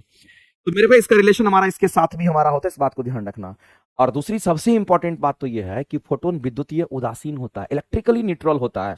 ये तो सबसे इंपॉर्टेंट, सबसे ज्यादा इंपॉर्टेंट हमारा ये होगा, फोटोन इलेक्ट्रिकली न्यूट्रल होता है। ये कैसा होता है मेरे भाई? विद्युतीय उदासीन होता है। इलेक्ट्रिकली न्यूट्रल कहने का मतलब है इस पर कोई चार्ज नहीं होता है।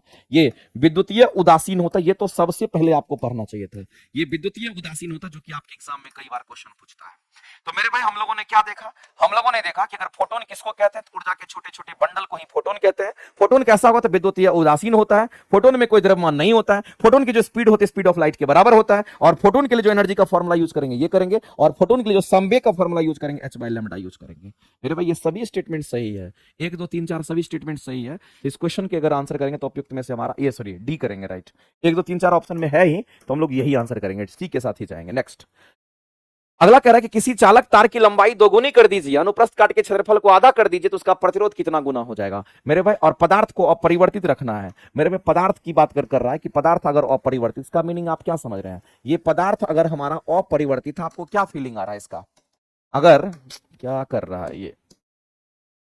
अगर पदार्थ हमारा अगर पदार्थ की अगर हम बात करते हैं, अगर ये पदार्थ हमारा क्या साथ कहेंगे, इसको हम लोग अपरिवर्तित होने की अगर बात करते हैं, पदार्थ कैसा है, अपरिवर्तित अगर हमारा है, पदार्थ अगर हमारा अपरिवर्तित है मेरे भाई, हम लोग जानते हैं पदार्थ अगर अपरिवर्तित है तो रो भी अपरिवर्तित होगी, क्योंकि जिसको रेसिस्टिविटी कहते हैं ये भी हमारा कांस्टेंट हो जाएगा। यानी कि अगर पदार्थ कांस्टेंट है तो रेसिस्टिविटी भी कांस्टेंट होगा, क्योंकि रेसिस्टिविटी जिसको प्रतिरोधकता कहते हैं वो पदार्थ की प्रकृति पर निर्भर करता है। मेरे भाई कंडक्टर के लिए फॉर्मूला आपको पता होगा, आर इक्वल टू क्या होता है, रो इंटू एल अपन में ए होता है।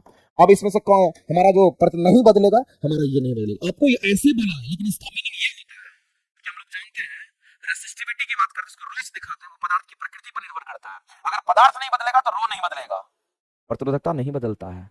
अगर पदार्थ बदल गया तो रो बदल जाएगा, प्रतिरोधकता बदल जाएगा। सभी एक जैसे पदार्थ के लिए प्रतिरोधकता का मान क्या होगा, एक जैसा ही होता है। ये मान लेते एक ही पदार्थ से बना हुआ है, इसको कितना भाग में काट दीजिए, उसकी प्रतिरोधकता वही रहेगी, उसका रो वही रहेगा। पदार्थ सेम है तो प्रतिरोधकता सेम होगा। अगर पदार्थ हमारा कांस्टेंट है तो प्रतिरोधकता का मान भी कांस्टेंट होगा, यानी रेसिस्टिविटी भी कांस्टेंट होगा। अब जो कांस्टेंट है उसको काट दिए तो हमारे पास जो रिलेशन मिलेगा वो क्या मिलेगा, तो हम लोग सीधा कहेंगे सर हमारे पास रिलेशन होगा रेजिस्टेंस समानुपाती लेंथ अपॉन में एरिया का हो जाएगा, इसका एरिया का समानुपाती हो जाएगा। अब अगर क्वेश्चन को सॉल्व करने के लिए जाएंगे तो अब हम लोग को यहां दिमाग लगाना है। कह रहा है कि लंबाई को कितना गुना करना है, तो लंबाई को 2 गुना करना है, यानी कि बाद की लंबाई पहले की लंबाई का कितना, तो 2 गुना।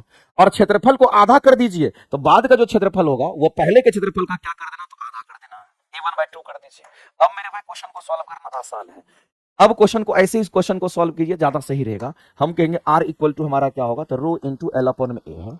मेरे भाई दूसरी बात आपको ध्यान रखना, चूंकि एल और ए बदल रहा है तो आर बदल जाएगा, लेकिन मेरे भाई रो नहीं बदलेगा, रो तो वही रहेगा चूंकि रो कांस्टेंट है, लेकिन एल बदल गया। एल कितना हो गया, तो एल हमारा अब 2 गुना यानी कि 2l हो जाएगा। एरिया कह रहा है कि आधा, यानी कि हमारा आधा हो जाएगा। अब इसको रिलेशन को अगर निकालिएगा तो ये रो एल अपॉन में ए कर दीजिए, और बचा क्या, रो एल अपॉन में ए, 2 ऊपर जाएगा तो ये तो 4 हो जाएगा, 2 ऊपर जाएगा तो ये क्या होगा, ये ए हो गया, ऊपर में जाएगा तो ये 4 हो जाएगा, ये 4 हो जाएगा।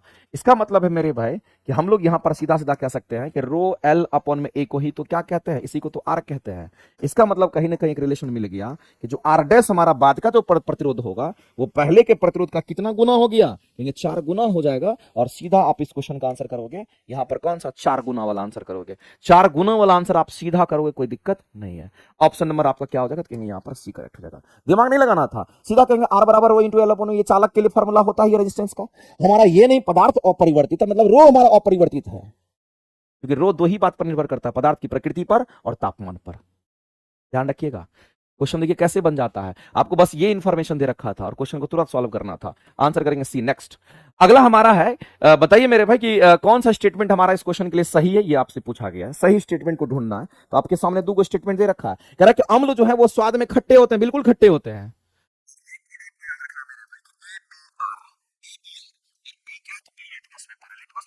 कैसा होता है, ब्लू और रेड होता है, एक तो ये याद रखना। और ए हमारा क्या कहेंगे, ए को हम लोग एसिड कहते हैं। जब इस लिटमस पेपर को इस एसिड में डालोगे तो इसका कलर बदल करके रेड हो जाता है। तो ए बी आर में ब्लू अगर लाल हो रहा है, इसका हम लोग एसिड में डाल रहे हैं। तो मेरे भाई अम्ल के बारे में बात कर रहा है, अम्ल कैसा होता है, खट्टा होता है, बिल्कुल खट्टा होता है। और कह रहा है कि नीला को वो लाल कर देता है, नीले लिटमस को वो लाल कर देता है क्या, मेरे भाई ब्लू को वो लाल कर रहा है, ब्लू को वो लाल कर रहा है एसिड। इसका मतलब ये स्टेटमेंट पूरी तरीके से हमारा सही है। दूसरा कह रहा है कि क्षार स्वाद में कड़वे होते हैं, बिल्कुल मेरे भाई क्षार कड़वा होता है। और इसके लिए आप याद रखेंगे BRB, यहां पर ये रेड लिटमस पेपर है, और ये बी हमारा क्या कहेंगे, इसको हम लोग बेस कहते हैं, क्षार कहते हैं। अगर इस रेड लिटमस पेपर को अगर हम क्षार में डुबाते हैं तो इसका कलर बदल करके ब्लू हो जाता है। तो मेरे भाई अगर लाल ब्लू होगा तो आपका बेस होगा वो, और अगर ब्लू अगर लाल होगा तो वो एसिड होगा। तो बताइए अगर क्षार की बात कर रहा है तो क्षार के लिए क्या लाल जो है वो नीला नहीं हो जाएगा, क्या लाल नीला नहीं हो रहा है, इसका मतलब स्टेटमेंट सही है। ये दोनों स्टेटमेंट आपके क्या है, तो कहेंगे सही है। ये दोनों के दोनों स्टेटमेंट सही हैं, तो बोथ 1 और 2 आर करेक्ट। आगे चलते हैं, आगे मेरे भाई चलते हैं। नियुक्ति बैच की क्लासेस, बहुत सारे बच्चे जो है कमेंट करते रहते हैं सर नियुक्ति बैच की जो क्लासेस है वो क्लासेस कहां से मिलेगा, हम आपको बताना चाहते हैं। नियुक्ति बैच की क्लासेस अपने में अलग है, और एनसीईआरटी एग्जाम्पलर की जो क्लासेस हमने स्टार्ट किया है प्लेटफॉर्म बाय नवीन कुमार सिंह एप्लीकेशन पर, वो बैच अलग है।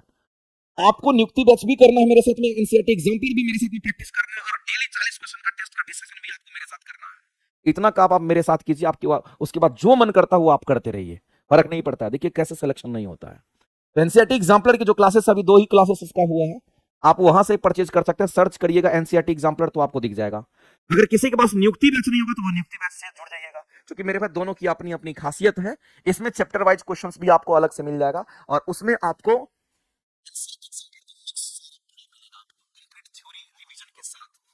अगला क्वेश्चन हमारा कहता है मेरे भाई यहाँ पर कि किस अणु में जो संकलन है हमारा वो कितने का है, तो sp2 हाइब्रिडाइजेशंस का है। मेरे भाई आपको हाइब्रिडाइजेशंस निकालने के लिए हमने बताया था एक दिन इसकी क्लास जो हम आपको थोड़ा ट्रिकी के साथ हम आपको बताएंगे। कहीं कहीं पर sp3, कहीं पर sp2, कहीं पर आपका sp, तो कहीं पर d2 sp3, कहीं पर sp3 d2 हो जाता है। वो हम आपको एक दिन बता देंगे, चार्ट से आपका काम चल जाएगा, इसलिए टेंशन नहीं लेना है। अभी हम लोग यहां पर चलते हैं मेरे भाई, इसमें से देखना है कि किसमें हमारा sp2 बनेगा। लेकिन आपको ध्यान रखना है, जब कभी भी हम लोग हाइब्रिडाइजेशन लिखते हैं, संस्करण लिखते हैं, जब कभी भी हम हाइब्रिडेशन लिखते हैं तो उसके लिए एक फॉर्मूला यूज करना। इसके लिए होता है number of sigma bond. Number of क्या, तो नंबर ऑफ सिग्मा बॉन्ड को काउंट करते हैं और साथ में मेरे भाई नंबर ऑफ लोन पेयर को इसमें जोड़ देते हैं। जितने भी नंबर ऑफ लोन पेयर होंगे उसको जोड़ देते हैं। तो लोन पेयर किसको कहते हैं, दो इलेक्ट्रॉन का जोड़ा, दो इलेक्ट्रॉन अगर है तो उसको लोन पेयर कहते हैं। अब सिग्मा बॉन्ड कहां होता है तो वो आपको पता होना चाहिए। तो मेरे वजह से अगर कोई सिंगल बॉन्ड है तो इसमें एक सिग्मा बॉन्ड है, अगर कहीं डबल बॉन्ड है तो इसमें एक सिग्मा बॉन्ड है, एक सिग्मा बॉन्ड है और इसमें एक पाई बॉन्ड है। अगर डबल बॉन्ड है तो एक सिग्मा एक पाई होगा, और यही चीज अगर ट्रिपल बॉन्ड है तो एक सिग्मा बॉन्ड होगा और इसमें दो पाई बॉन्ड होता है। मेरे भाई मैं आपको बताना चाहता हूं, सिंगल बॉन्ड में एक ही सिग्मा होता है, चाहे सिंगल बॉन्ड, डबल बॉन्ड या ट्रिपल बॉन्ड रहे, तीनों में एक एक सिग्मा होता है, इस बात को ध्यान रखना। अब हमारे सामने क्या, तो एग्जांपल से चेक करना पड़ेगा। जैसे हम पहला एग्जांपल क्या करते हैं, चेक करते हैं मीथेन का, और मीथेन में CH4 की हम बात कर रहे हैं। किसकी बात कर रहे हैं, तो CH4 का। इसका स्ट्रक्चर लिखिए, एक कार्बन से कितने हाइड्रोजन, तो एक कार्बन से 4 को हाइड्रोजन को आप जोड़ दीजिए। जब एक कार्बन से 4 को हाइड्रोजन आप जोड़िएगा तो मेरे भाई आपसे पूछा गया है कि अणु में, अणु की बात कर रहा है, तो ये हमारा 4 को हाइड्रोजन और एक कार्बन है। तो मेरे भाई इस जगह का, इस C का जो कार्बन हमारा है, इसका संस्करण आपको निकालना है। इसका आपको क्या निकालना है, तो हाइब्रिडाइजेशन निकालना है। जब इसका आप हाइब्रिडाइजेशन निकालने के लिए जाएंगे तो नंबर ऑफ सिग्मा बॉन्ड खोजेंगे। तो नंबर ऑफ सिग्मा बॉन्ड कहने का मतलब जितना भी सिंगल बॉन्ड होगा वो सब सिग्मा बॉन्ड होता है। सिंगल बॉन्ड में एक सिग्मा बॉन्ड, तो एक सिंगल बॉन्ड, दो सिंगल बॉन्ड, तीन सिंगल बॉन्ड, चार सिंगल बॉन्ड, इसका मतलब नंबर ऑफ सिग्मा बॉन्ड कितना है, तो कहेंगे 4 है मेरे भाई। उसके बाद कहता है, बताइए नंबर ऑफ लोन पेयर कितना है। बताओ इसमें कार्बन के पास कोई लोन पेयर, कोई इलेक्ट्रॉन बचेगा। कार्बन के बाहरी कक्षा में 4 इलेक्ट्रॉन होता है, चारों भाग ले लिया है, कोई इसके पास इलेक्ट्रॉन नहीं होगा, तो ये 0 हो जाएगा। इसका मतलब ये 4 हो गया, और अगर ये 4 होगा तो इसको हम लोग sp3 हाइब्रिडाइज्ड कहेंगे। sp3 का मतलब पहले s फिर हमारा p भरेगा, पहले s भरेगा फिर हमारा p भरेगा, इस बात को ध्यान रखना। एक s और 3 को p होगा, तीनों में 4 इलेक्ट्रॉन, हम कहेंगे ये हमारा कितना, तो कहेंगे p3 और s, ये 3 और 1 मिलकर के 4 हो गया। तो ये तो हमारा sp3 हाइब्रिडाइज हो गया। हमको तो sp2 खोजना है। हम चलते हैं किसके पास, तो एथिन के पास चलते हैं और बी ऑप्शन को देखते हैं। और ये हमारा क्या, यहाँ पर C2H2 है। इसका स्ट्रक्चर अगर लिखने के लिए जाओगे तो कितने कार्बन का, 2 कार्बन का है। कितने हाइड्रोजन को सजाना है, तो एक हाइड्रोजन इधर, एक हाइड्रोजन इधर जोड़ना है। इसका मतलब कहीं ना कहीं यहाँ पर हमारा ट्रिपल बॉन्ड हमारा होगा। ये कैसा बॉन्ड होगा, ट्रिपल बॉन्ड होगा। तो मेरे भाई आप किसी का भी इसमें यहाँ का हाइब्रिडेशन निकाल दीजिए, इसका चाहे इसका निकालिए चाहे इसका, फर्क नहीं पड़ेगा। हम कहेंगे बताओ इसका हाइब्रिडेशन कितना होगा, इसका हाइब्रिडेशन कितना होगा। तो हाइब्रिडेशन लिखने के लिए number of sigma bond count करिए। तो नंबर ऑफ सिग्मा बॉन्ड, आप ट्रिपल बॉन्ड में कितना सिग्मा, तो ट्रिपल बॉन्ड में एक एक सिग्मा होता है मेरे पास। सिंगल बॉन्ड में एक सिग्मा, डबल बॉन्ड में एक सिग्मा, ट्रिपल बॉन्ड में भी एक सिग्मा होगा, इस बात को आप ध्यान रखेंगे। तो एक सिग्मा बॉन्ड यहां पर होना है, और एक हाइड्रोजन से जुड़ा हुआ, तो 2 सिग्मा बॉन्ड, इसमें 2 हो गया। लोन पेयर तो इसमें है नहीं, इसमें 2 हो गया। इसको हम लोग क्या कहेंगे, इसको हम लोग कहेंगे यहाँ पर हमारा sp हो जाएगा, ध्यान रखेंगे। इसी तरीके से हम तीसरा देखते हैं, और तीसरा हमारा क्या था यहाँ पर, अच्छा ये C2H4 था क्या, C2H4 था क्या। अगर C2H4 था तो चलो कोई दिक्कत नहीं, इसको कर लेते हैं। ये भी आपको दे रखा था, इसको ऑप्शन नंबर हम कर लेते हैं यहाँ पर C। ये तो हमारा हो गया sp। अगर हम यहाँ पर b को चेक करते हैं, b को चेक करते हैं, और b में क्या है, तो हम यहाँ पर b को चेक करते हैं, और b हमारा क्या, यहाँ पर C2H4 को चेक करते हैं। C2H4 में मेरे पे कितने कार्बन का, तो 2 कार्बन का है। ये 2 कार्बन का कितना हाइड्रोजन लगाना है, तो 4 को हाइड्रोजन, तो 2 हाइड्रोजन को यहां टिकाइएगा, 2 हाइड्रोजन को यहां टिका दीजिए।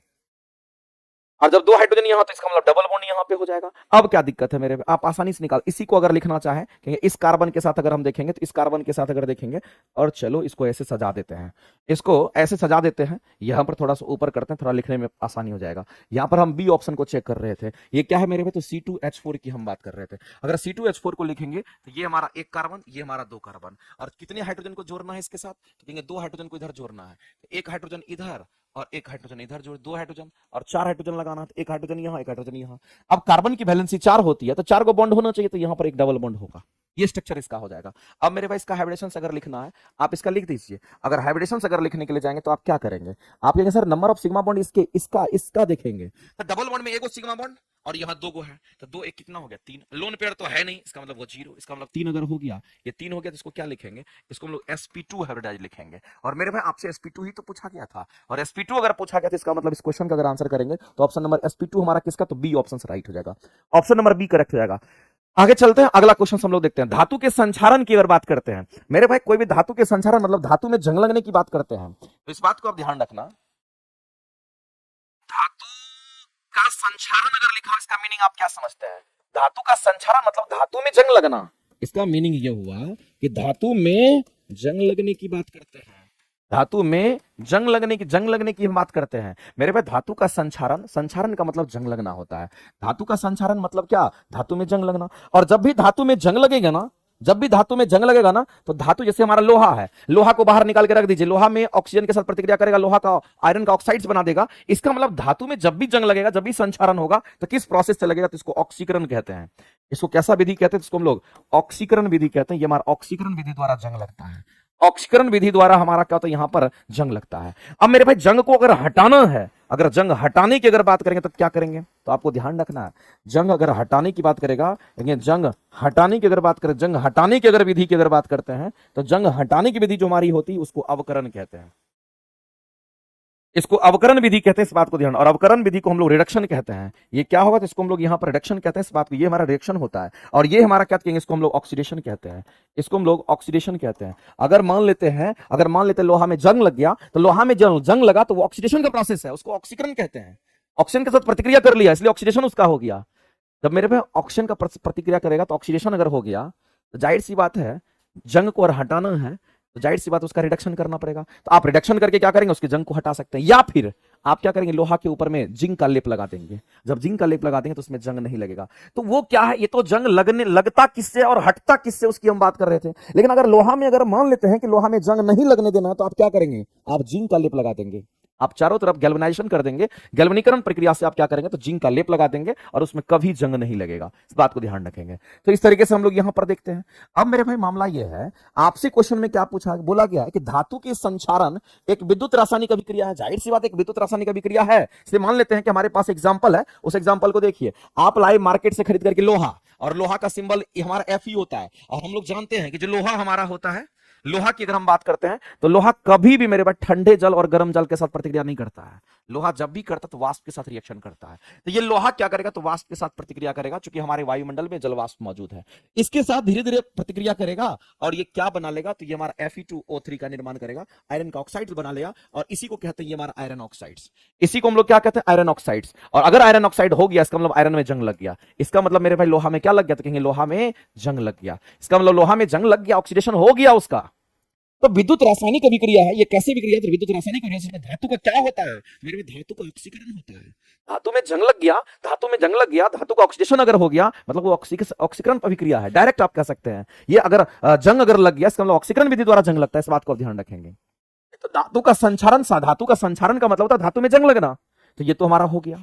और दूसरी बात आपको ध्यान रखना मेरे भाई, कि जब कभी भी हमारा ऑक्सीजन के साथ प्रतिक्रिया करता है, अगर उसमें ऑक्सीजन चला जाता है तो उसको एनोड कहते हैं। उसको एनोड कहते हैं। और जिसमें ऑक्सीजन नहीं होगा, जो आयरन के ऑक्साइड्स बने हैं, ये एनोड की तरह काम करने लगेगा और ये आयरन कैथोड की तरह हमारा काम करने लगता है। इस बात को आप ध्यान रखना। इसका मतलब ये भी सही होगा। दूसरी बात कहता है कि वायुमंडलीय ऑक्सीजन और नमी की उपस्थिति में तेजी से होता है। हमने आपको बोला हमारी वायुमंडल में क्या है? तो नमी है। हमारी वायुमंडल में क्या है? तो ऑक्सीजन की भी मात्रा है। इसके साथ रिएक्शन करेगा और यहां पर हो जाएगा। अब यहां पर बात आता है कि जब ऑक्सीकरण हो गया तो क्या अपचयन होगा? मेरे भाई अपचयन को हम लोग क्या कहते हैं पता है? अपचयन को हम लोग क्या कहते हैं? तो अपचयन जो हमारा होगा, इसको अवकरण कहते हैं। अपचयन को हम लोग क्या कहते हैं? इसको अवकरण कहते हैं, अपकरण कहते हैं। इस बात को ध्यान रखना। और ऑक्सीकरण को क्या कहते हैं? इसको उपचयन के नाम से हम लोग जानते हैं। ये हमारा उपचयन होता है। तो जब हमारा उपचयन होगा, अपचयन तो नहीं होगा, ये तो उल्टा होता है। अवकरण को अपचयन कहते हैं। और अवकरण क्या? तो जंग हटाने की विधि है। ये तो नहीं होगा। ये सही है, ये सही है, ये सही है। 1 2 3 आपका सही होगा। जब 1 2 3 सही होगा तो बताइए इस क्वेश्चन का आंसर क्या करेंगे? तो मेरे भाई 1 2 3 आंसर करेंगे ऑप्शन नंबर ए। आगे चलते हैं। ब्यूटेनॉन चतुर कार्बन यौगिक जिसका प्रक्रियात्मक समूह हमारा क्या होगा? ये पूछा। ये तो बहुत सिंपल क्वेश्चन है। आपसे मेरे पास एक यहां पर नाम दे रखा, एपीएससी नेम दे रखा, जिसको बोल दिया ब्यूटानोन की बात कर रहा है। हमने आपको बताया था, याद कीजिए अगर क्लास मेरा कर रहे होंगे थ्योरी वगैरह क्लासेस में, तो हमने आपको बताया था कि जिसके लास्ट में ONE लगा हुआ है, इसका मतलब ये कीटोन ग्रुप का है। ये किसका है मेरे भाई? तो ये कीटोन ग्रुप का फंक्शनल, ये कीटोन का ये फंक्शनल ग्रुप है। इस बात को ध्यान रखना। कीटोन, ये कीटोन फैमिली का हमारा हो गया मेरे भाई। मैंने आपको बताया था जब आईपीएससी नेम लिखते हैं, अगर लास्ट में OL लगा हुआ है तो मतलब अल्कोहल का है।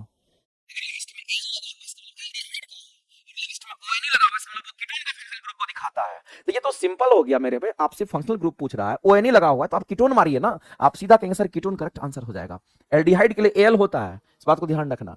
अगला क्वेश्चन हमारा है कि डीएनए और आरएनए दोनों में पाए जाने वाला प्यूरिन क्षार हमारा कौन सा होता है। मेरे भाई हम सभी लोग जानते हैं, अगर हम डीएनए की अगर हम बात करते हैं, किसकी बात करते हैं, जो डीएनए हमारा होता है, इसमें क्या होगा, तो इसमें डी राइबोन्यूक्लिक एसिड तो हमारा होता है, इसमें क्या होगा तो कहेंगे डीऑक्सी राइबोन्यूक्लिक एसिड होता है, डीऑक्सी राइबोन्यूक्लिक एसिड हमारा होता है, इसमें डीऑक्सी राइबोन्यूक्लिक एसिड हमारा होता है।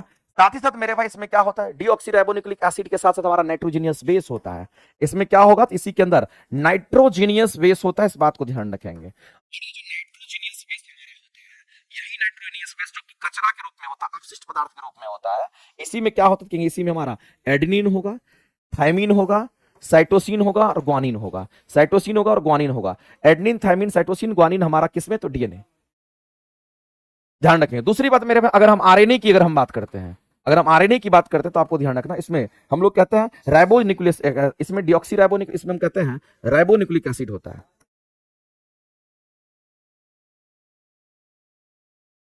ये राइबोन्यूक्लिक एसिड के साथ में हमारा नाइट्रोजीनियस बेस हमारा होता है, इसमें नाइट्रोजीनियस बेस हमारा होता है, लेकिन थोड़ा सा इसमें अंतर होता है। इसके जो नाइट्रोजीनियस बेस होते हैं, इसमें भी एडेनिन होगा, इसमें भी मेरे पास साइटोसिन होगा, इसमें भी ग्वानिन होगा, लेकिन यहाँ थायमिन नहीं होता है। थायमिन की जगह पर नाइट्रोजीनियस बेस में यहाँ पर यूरासिल होता है, ये यहाँ पर यूरासिल होता है। यहाँ थायमिन है लेकिन यहाँ थायमिन नहीं है मेरे भाई, इसमें यूरासिल होता है, थायमिन की जगह पर यूरासिल होता है। तो आपको डीएनए और आरएनए दोनों में पाए जाने वाला प्यूरिन क्षार कौन सा है, तो दोनों में पाए जाने वाला पूछा है ना, दोनों में पाए जाने वाला कौन कौन है, जो कॉमन चीज है, दोनों में पाए जाने वाला मेरे भाई कॉमन कौन है, एडेनिन यहां भी है तो एडेनिन यहां भी है, साइटोसिन यहां भी है, साइटोसिन यहां भी है, ग्वानिन यहां भी है तो ग्वानिन यहां भी है। अब ये यूरासिल और थायमिन कॉमन नहीं है, आपसे पूछा कि दोनों में जो कॉमन है वो पूछा गया है, तो मेरे दोनों में कॉमन हमारा एडेनिन, साइटोसिन और ग्वानिन होगा, तो एडेनिन, साइटोसिन और ग्वानिन हम लोग आंसर करेंगे। बताइए इस क्वेश्चन का आंसर क्या करेंगे, जो दोनों में कॉमन है तो आंसर करेंगे ऑप्शन नंबर हमारा क्या हो जाएगा, तो यहां पर ए के साथ जाएंगे, ऑप्शन नंबर हमारा क्या होता है, ए के साथ जाएंगे। हाँ नहीं खत्म, आगे चलते हैं। अगला है कि सम इलेक्ट्रॉनिक स्पीसीज किसको कहते हैं। देखिए आइसो इलेक्ट्रॉनिक का मतलब आप समझिए मेरे भाई, कई बार क्वेश्चन पूछता है आइसो इलेक्ट्रॉनिक अगर बोलता है इसका मतलब क्या समझते हैं। अगर आइसो का मतलब एक समान, इलेक्ट्रॉनिक का मतलब इलेक्ट्रॉनिक समान, हम किसकी बात कर रहे हैं, तो हम एक समान इलेक्ट्रॉन की बात कर रहे हैं, इस बात को ध्यान रखना। दूसरा आइसो न्यूट्रॉनिक की अगर हम बात करते हैं, किसका, तो आइसो न्यूट्रॉनिक की अगर हम बात करते हैं, आइसो न्यूट्रॉनिक, आइसो का मतलब एक समान, न्यूट्रॉनिक का मतलब न्यूट्रॉन, इसका मतलब ये एक समान न्यूट्रॉन को दिखाता है, ये किसको, तो एक समान न्यूट्रॉन को दिखाता है, इस बात को आप ध्यान रखेंगे, ये एक समान न्यूट्रॉन को दिखाता है। मेरे भाई ध्यान रखना, बताइए आइसो इलेक्ट्रॉनिक में क्या होगा, तो इलेक्ट्रॉनों की संख्या समान होगी, एक समान इलेक्ट्रॉन होंगे। आप कहेंगे बताइए आइसो इलेक्ट्रॉनिक में एक इलेक्ट्रॉनों की संख्या समान कहाँ है, यहां पर हो जाएगा, ऑप्शन नंबर सी के साथ चाहिए। ऑप्शन नंबर सी जो होगा इस क्वेश्चन का मेरे भाई राइट आंसर हो जाएगा। एकदम इजी क्वेश्चन था कि नहीं था बताइए, तो सी आंसर नहीं होगा, ऑप्शन नंबर सी आपका करेक्ट हो जाएगा। जितने लोग लाइव देख रहे हैं मेरे भाई, सभी लोग एक बार जरूर सेशन को लाइक किया कीजिए। तुम लोग चोर आदमी हो, तुम लोग एक बार भी, एक को बार तुम लोग को ये नहीं होता कि एक बार सेशन को लाइक भी कर देते हैं, सेशन को शेयर भी कर देते हैं, एक बार भी तुम लोग नहीं करना चाहता है। क्वेश्चन 18 देखिए, 18 में क्या देखना है, 18 में एडेनिन और ग्वानिन हो गया। एडेनिन और ग्वानिन, देखो एडेनिन की बात कर रहे हैं, एडेनिन भी और ग्वानिन भी दोनों, एडेनिन भी ग्वानिन भी, एडेनिन भी ग्वानिन भी, ये दोनों है, दोनों में कॉमन हमारा है। यूरासिल हमारा कॉमन में नहीं है, यूरासिल जो है हमारा ये कॉमन नहीं है, थायमिन भी कॉमन नहीं है, तो ये दोनों ऑप्शन हमारा खत्म हो गया। कह रहा कि डीएनए और आरएनए दोनों में पाए जाने वाला जो प्यूरिन क्षार होगा, दोनों में जो पाए जाने वाला हमारा प्यूरिन क्षार होगा मेरे भाई, वो कौन सा होगा, तो हम कहेंगे दोनों में पाए जाने वाला जो प्यूरिन क्षार हमारा होगा वो कौन होगा, एडेनिन और ग्वानिन ही होगा, एडेनिन और ग्वानिन ही होगा। सही है ए 18 में, 18 का यही करेक्ट होगा, क्या दिक्कत। आगे चलते हैं। अगला मेरे भाई यहां पर बोला गया है समूह 15 की बात, ये बहुत अच्छा क्वेश्चन है मेरे भाई, ध्यान से सुनना जो कहना चाह रहे हैं। क्वेश्चन है कि समूह 15 जिसको नाइट्रोजन परिवार कहते हैं, उसके तत्व में हाइड्राइड्स NH3 सभ्य हाइड्रोजन जोड़ दीजिए, हाइड्राइड्स, ये भी हाइड्राइड्स, ये भी हाइड्राइड्स, ये भी हाइड्राइड्स, ये भी। एक बात बताइए मेरे भाई, 15th ग्रुप का एलिमेंट याद कीजिए, 15वां ग्रुप का एलिमेंट याद कीजिए, 15th ग्रुप के जो एलिमेंट्स होते हैं उसको आप याद कीजिए। तो 15वां ग्रुप का जो एलिमेंट होता है इसको नाइट्रोजन फैमिली कहते हैं, नाइट्रोजन से शुरुआत होगा इसलिए इसका नाम है नाइट्रोजन फैमिली, इस बात को आप ध्यान रखेंगे। तो नाइट्रोजन फैमिली कहते हैं, और नाइट्रोजन फैमिली में नपससबी, नपससबी मेरे भाई ध्यान रखना, नपस्सबी याद रखना, नपस्सबी इस तरीके से, नपस्सबी नपस्सबी नपस्सबी याद रख लेना, नाइट्रोजन फैमिली का एलिमेंट है और इस तरीके से हम कहेंगे ऑर्डर हमारा होता है। अब इसके साथ हाइड्रोजन को जोड़ दीजिए, नाइट्रोजन का हाइड्राइड, फास्फोरस का हाइड्राइड, आर्सेनिक का हाइड्राइड, एंटीमनी का हाइड्राइड, बिस्मुथ का हाइड्राइड बन जाएगा। आपसे मेरे भाई क्या बोला गया है, आपसे क्वेश्चन में क्या बोला गया है कि जब नाइट्रोजन परिवार के तत्व में हाइड्राइड्स हमारे हैं तो उसका क्वथनांक का सही क्रम, तो क्वथनांक की अगर बात करते हैं ना, जिस एटॉमिक साइज, जिसका एटम का साइज जिसका बड़ा होता है ना, उसका बॉइलिंग पॉइंट ज्यादा होता है। याद रखना मेरे भाई, जब कभी भी बॉइलिंग पॉइंट की अगर हम बात करते हैं, हम लोग जानते हैं डाउन द ग्रुप में, बताइए अगर हम लोग ग्रुप, इसको ग्रुप कहते हैं, अगर ग्रुप में जाएंगे तो ये तो डाउन द ग्रुप हो गया, अगर ग्रुप में जाएंगे तो मेरे भाई बताओ कि एटॉमिक साइज क्या होगा, तो आपको कई बार बता चुके हैं ये एटॉमिक साइज हमारा बढ़ जाता है। डाउन द ग्रुप जाएंगे एटॉमिक साइज बढ़ेगा, चूंकि इलेक्ट्रॉन की संख्या बढ़ती है, सेल की संख्या बढ़ती है, तो एटम की संख्या, एटम का साइज बढ़ जाता है, यहां एटम का साइज बढ़ जाएगा। जैसे ही एटम का साइज बढ़ेगा मेरे भाई तो उसका बॉइलिंग पॉइंट बढ़ जाता है। उसका बॉइलिंग पॉइंट क्या होगा, तो बॉइलिंग पॉइंट मेल्टिंग पॉइंट दोनों इसका बढ़ जाता है। इस बात को हमेशा के लिए ध्यान रखना, चाहे किसी भी एलिमेंट में करना होगा तो आप कर लेना, कोई दिक्कत नहीं है। तो कहेंगे जब हम लोग ऊपर से नीचे की ओर जाएंगे तो एटॉमिक साइज बढ़ेगा तो बॉइलिंग पॉइंट हमारा बढ़ जाता है। अब यहां पर एक कंडीशन है, उस कंडीशन को खाली फॉलो करना। मेरे भाई एक बात बताओ, हाइड्रोजन बॉन्ड कहां कहां बनता है, हाइड्रोजन बॉन्ड कहां कहां बनता है वो हम आपसे जानना चाहते हैं। उसके बाद हम क्वेश्चन पर आते हैं। देखिए क्वेश्चन आपका कैसे बनता है, अगर हाइड्रोजन बॉन्ड कहां कहां बनता है वो आप बता दीजिए। हाइड्रोजन बॉन्ड मेरे भाई तीन ही जगह बनता है, इस बात को ध्यान रखना। अगर हाइड्रोजन के साथ नाइट्रोजन का बॉन्डिंग होगा, या हाइड्रोजन के साथ हमारा किसका, तो हाइड्रोजन का बॉन्डिंग ऑक्सीजन के साथ होगा, या फिर हाइड्रोजन का बॉन्डिंग अगर हमारा फ्लोरीन के साथ होता है, तो मेरे भाई यही तीन वो केस में हाइड्रोजन बॉन्ड बनता है। तो जहां जहां हाइड्रोजन ऑक्सीजन का बॉन्ड होगा मतलब हाइड्रोजन बॉन्ड बना है, जहां जहां हाइड्रोजन और नाइट्रोजन का बॉन्डिंग होगा वहां हाइड्रोजन बॉन्ड बना है, और जहां जहां हाइड्रोजन और फ्लोरीन के बीच में रिलेशन है इसका मतलब वो हाइड्रोजन बॉन्ड वहां भी है। तो मेरे भाई यही इसी तीनों में केवल हाइड्रोजन बॉन्ड बनता है। तो हाइड्रोजन बॉन्ड बनता किसके साथ है, hydrogen nitrogen, hydrogen oxygen, hydrogen fluorine, ये तीन को चीज याद नहीं रहेगा। जहां हाइड्रोजन बॉन्ड के कहां पे है तो आप ये तीन को खोजेंगे, और जहां दिख गया मतलब उसमें हाइड्रोजन बॉन्ड बनेगा। से H2O की बात करते हैं, पानी H2O होता है, एक हाइड्रोजन दूसरा ऑक्सीजन, हाइड्रोजन ऑक्सीजन का बॉन्ड दिख गया मतलब हमारा जो पानी H2O होता है उसमें कहीं ना कहीं हाइड्रोजन बॉन्डिंग होती है। बात को ध्यान रखना।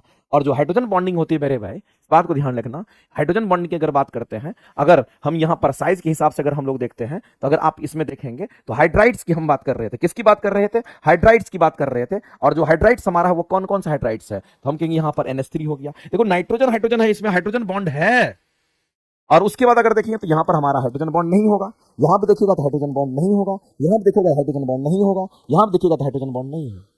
मेरे भाई इस बात को आप समझना गौर से, इस क्वेश्चन के आंसर गलत दे रखे हैं लेकिन आप समझना गौर से, आप समझना गौर से। अगर किसी में हाइड्रोजन बॉन्ड पाया जाता है तो उसका बॉइलिंग पॉइंट सबसे अधिक हो जाएगा, अगर किसी में हाइड्रोजन बॉन्ड पाया जाता है तो उसका बॉइलिंग पॉइंट सबसे अधिक हो जाएगा। मेरे भाई इसमें हाइड्रोजन बॉन्ड किसमें पाया जाता है, तो कहेंगे ड्यू टू हाइड्रोजन बॉन्ड इसका साइज, इसका बॉइलिंग पॉइंट सबसे अधिक हो जाएगा।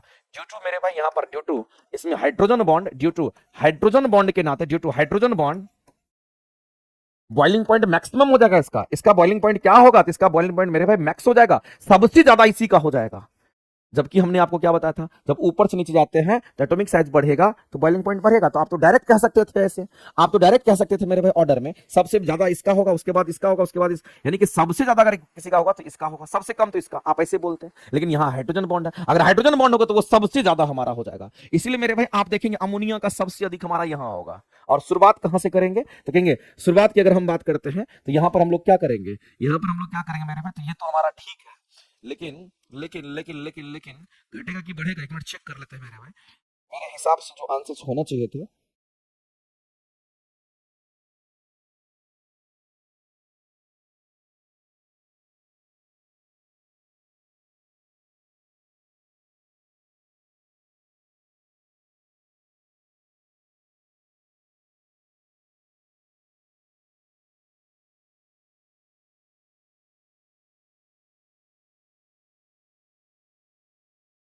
एक मिनट ऐसा करते हैं, मेरे पास हाइड्रोजन बॉन्ड की बात कर रहा है ना, इसको अभी रहने दीजिए, इसको चेक करेंगे, रीचेक करेंगे, इसके आंसर्स में थोड़ा वेरिफिकेशन करना है, ठीक है।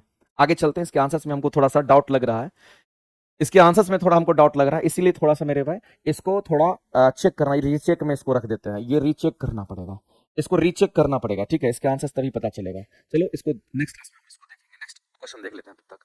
अगला क्वेश्चन हमारा क्या है मेरे भाई, तो अगला है आपके सामने में, संबंधित धातु है और उसको सुमेलित करना है, और आपको मेटल रिफाइनिंग प्रोसेस की बात कर रहा है, किसकी बात कर रहा है मेरे भाई, मेटल रिफाइनिंग प्रोसेस की बात कर रहा है। और मेटल रिफाइनिंग प्रोसेस हमारा क्या होता है? मेटल रिफाइनिंग प्रोसेस एक ऐसी प्रक्रिया होती है जिससे शुद्ध धातु को प्राप्त करते हैं, जिससे प्योर धातु को प्राप्त करने की जो विधि होती है उसको रिफाइनिंग प्रोसेस कहते हैं। मेरे पास ध्यान रखना, अगर कहीं पर आपको कोई कहता है कि बताओ ये रिफाइनिंग प्रोसेस क्या होता है, तो आप सीधा कहना कि रिफाइनिंग प्रोसेस की अगर हम बात करते हैं तो प्योर धातु प्राप्त करने की जो विधि होती है, या प्योर धातु प्राप्त करने की जो विधि होती है, प्योर धातु प्राप्त करने की जो विधि होती है उसी को कहते हैं, प्योर धातु प्राप्त करने की जो विधि होती है उसी को हम लोग कहते हैं। और रिफाइनिंग प्रोसेस हमारा जिस प्रिंसिपल पे काम करता है उसको कहते हैं इलेक्ट्रोलाइटिक प्रिंसिपल पे ये काम करता है। ये इलेक्ट्रोलिसिस के प्रिंसिपल पे काम करता है, ये इलेक्ट्रोलिसिस के सिद्धांत पे काम करता है, आपको बताया भी थे एक दिन क्लासेस में। अब हमारे सामने आता है किसका निष्कर्षण किसके साथ करेंगे? समय खिंचा गया क्या?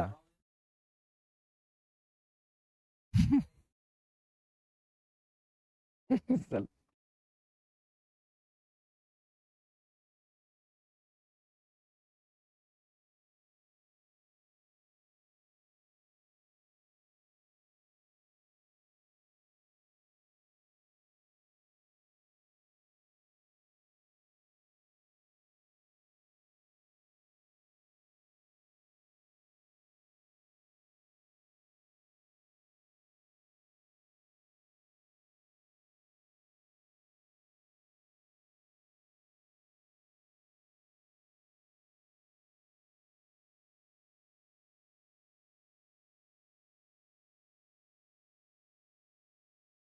एटिनियम की हम बात करते हैं, और जिंक की हम बात कर जर्केनियम की बात करते हैं, साथ ही साथ आपको ध्यान रखना हाफनियम की हम बात करते हैं, या फिर मेरे भाई ध्यान रखना कि हम सिलिकॉन की बात करते हैं। इसको प्यूरिफाई करने की जो विधि होती है इसको वेन आर्केल मेथड कहते हैं, इस बात को ध्यान रखेंगे। तो ए का तो हमारा 2 मैच कर रहा है, अगर ए का 2 मैच करेगा तो ए का 2 यहां भी, ए का 2 यहां भी, ए का 3 यहां, तो ये ऑप्शन खत्म हो गया। दूसरी बात हम लोगों ने किसके बारे में देखा, हमारा यहां पर वेनेडियम की, सॉरी वेन आर्केल मेथड की अगर बात करते हैं तो इससे हम लोग टाइटेनियम का दे रखा है, कहीं पे जर्कोनियम दे रखा है, जर्कोनियम टाइटेनियम का शोध करते हैं, इसमें बी का हमारा 3 होगा। तो अगर बी का 3 होगा तो इसके साथ ये मैच करा लीजिएगा। फिर अच्छा, ये तो बहुत फेमस है, ये मेरे भाई बहुत फेमस विधि है जिसको फोर्थ फ्लोटेशन विधि कहते हैं, ये फेमस है और ये बहुत बार एग्जाम में पूछा गया, एग्जाम आस्किंग आपका हो सकता है, इसको आप ध्यान रखेंगे, आपके एग्जाम में आ सकता है। फोर्थ फ्लोटेशन विधि जो हमारा होता है ये सल्फाइड ओर को अलग करने की विधि होती है, सल्फाइड के एस को अलग करने की विधि होती है, इस बात को ध्यान रखना। सल्फाइड ओर के लिए फेन फ्लावन विधि हम लोग पढ़ते हैं, इस बात को आप ध्यान रखेंगे। तो यहां पर डी का तो हमारा 4 मैच कर रहा था, डी का 4 भी मैच कर रहा, आंसर करेंगे। आगे चलते हैं नेक्स्ट। अगला मेरे भाई एक अभिक्रिया ए से बी की अगर बात कर रहा है, अभिक्रिया में किधर से किधर जाना है, तो ए से बी में आपको जाना है, और साथ ही साथ क्वेश्चन में कह रहा है कि अभिक्रिया में ए से बी में जाना है, और यदि एक की सांद्रता को दोगुनी करने पर अभिक्रिया की दर 4 गुनी हो जाती है तो अभिक्रिया की कोटि ए का सापेक्ष क्या होगा। थोड़ा मेरे भाई यहां पर आपसे ऑर्डर ऑफ रिएक्शन पूछा गया है, ऑर्डर ऑफ द रिएक्शन आपसे पूछा गया, कितने ऑर्डर का रिएक्शन होगा ये पूछा गया है। तो सबसे पहले तो मेरे भाई इसको अलग अलग तरीके से करना पड़ेगा। ऑर्डर ऑफ रिएक्शन कैलकुलेट करेंगे, जैसे कि ऑर्डर ऑफ रिएक्शन को R1 कह दिए, अगर हम रिएक्शन अगर निकालना है तो मेरे भाई रेट ऑफ रिएक्शन हमारा क्या होगा, पहले केस में ए से बी अगर जाता है, किससे की जाना है, ए से बी अगर जाना है तो रेट ऑफ रिएक्शन हमारा क्या होगा, हम कहेंगे यहां पर के से मल्टीप्लाई कर दीजिए, के कांस्टेंट टर्म होता है, ए से मल्टीप्लाई कर दीजिए, और ए के बारे में निकालना तो ए के पर ही चर्चा करेंगे, ए पर ही चर्चा करेंगे। इसका ऑर्डर ऑफ रिएक्शन हम कहेंगे यहां पर हमारा कितना, तो मान लेते हैं इसका ऑर्डर ऑफ रिएक्शन नहीं पता, एन मान लिए। अब कह रहा है कि रेट ऑफ रिएक्शन को, पहले तो मेरे भाई ये कंडीशन है, कह रहा है यहां पर कि एक अभिक्रिया ए से बी के लिए यदि ए की सांद्रता दोगुनी कर दी जाती है तो अभिक्रिया की दर 4 गुनी। अब ए की सांद्रता को दोगुनी करनी है, ए की सांद्रता को दोगुनी करनी है, तो हमारा रिएक्शन रेट कह रहा है यहां पर रेट ऑफ रिएक्शन हमारा 4 गुना हो जाएगा, यानी कि अगर इसको 4R1 करेंगे तो ये के तो वही रहेगा, यहां पर हमारा कितना, तो कहेंगे हमारा 2A, कंसंट्रेशन को 2A करना, सांद्रता को 2 गुना करना है, तो रिएक्शन हमारा 4 गुना हो जाएगा। और यहां पर हम कहेंगे ये पावर, तो एक इक्वेशन हमारा ये है, दूसरा इक्वेशन हमारा ये है, हम लोग को मेरे भाई निकालना है कि n की वैल्यू क्या होगी। तो ऐसा करते हैं, तो इक्वेशन 2 जो हमारा है उस इक्वेशन 2 में इक्वेशन 1 से डिवाइड कर दीजिए, भागा कर दीजिए, इसमें इससे भागा कर दीजिए, तो आप कहेंगे सर 4R1 डिवाइडेड बाय कितना, R1, और इधर कितना, तो कहेंगे k, और 2a to the power n, और नीचे में डिवाइड करेंगे कितना, तो k a to the power हमारा कितना, तो n। ये से k तो कट जाएगा, R1 से R1 कट जाएगा, तो यहां पर बचेगा 4, यहां पर क्या बचेगा, तो कहेंगे यहां पर अगर 2a लिखा हुआ तो 2 का पावर n है, और a का पावर भी n होगा, नीचे में हमारा a का पावर अगर n है तो a n से कट जाएगा। इसका मतलब मेरे भाई हम लोगों के सामने में 4 बराबर कितना हो जाएगा, कहेंगे 2 का पावर n होगा, और 4 को क्या लिखेंगे, तो 2 का स्क्वायर लिख सकते हैं, यहाँ 2 का पावर n हो जाएगा। अगर मेरे भाई इस तरीके से हमारा होगा तो हम लोग सीधा कह सकते हैं n बराबर 2 होगा, और n बराबर 2 हो गया तो ऑर्डर ऑफ रिएक्शन 2 का हो जाएगा, ऑर्डर ऑफ रिएक्शन हमारा क्या होता है, 2 का हो जाएगा। और मेरे भाई याद रखना, इस क्वेश्चन पर प्रैक्टिस कर लेना, इस क्वेश्चन पर तुम प्रैक्टिस कर लेना, ऐसा क्वेश्चन कभी भी देगा तुम बना सकते हो। नेक्स्ट, क्या होता है जब जिंक धातु की तनु सल्फ्यूरिक अम्ल से अभिक्रिया कराई जाती है तो क्या होता है, ये क्वेश्चन आपसे पूछा गया है मेरे भाई। जिंक का रिलेशन, जिंक का किसके साथ अभिक्रिया कराना है, सल्फ्यूरिक एसिड के साथ, H2SO4 के साथ कराना है। ये H2SO4 हम लोग जानते हैं कि किसी भी धातु का रिएक्शन अगर किसी अम्ल के साथ होता है तो उससे हाइड्रोजन गैस बाहर निकलता है, ये बात हम लोग जानते हैं। तो मेरे भाई हाइड्रोजन गैस तो बाहर निकलेगा ही लेंगे, लेकिन ये जिंक हमारा, जिंक जो होता है वो ज्यादा रिएक्टिव होता है किससे, तो हाइड्रोजन से। जिंक हमारा ज्यादा रिएक्टिव होगा किससे, तो हाइड्रोजन से। इसलिए जिंक हाइड्रोजन को धक्का मार के बाहर करेगा, ये जिंक इसको धक्का देगा, हाइड्रोजन गैस तुरंत बाहर निकलेगा, ये तुरंत बाहर निकलेगा।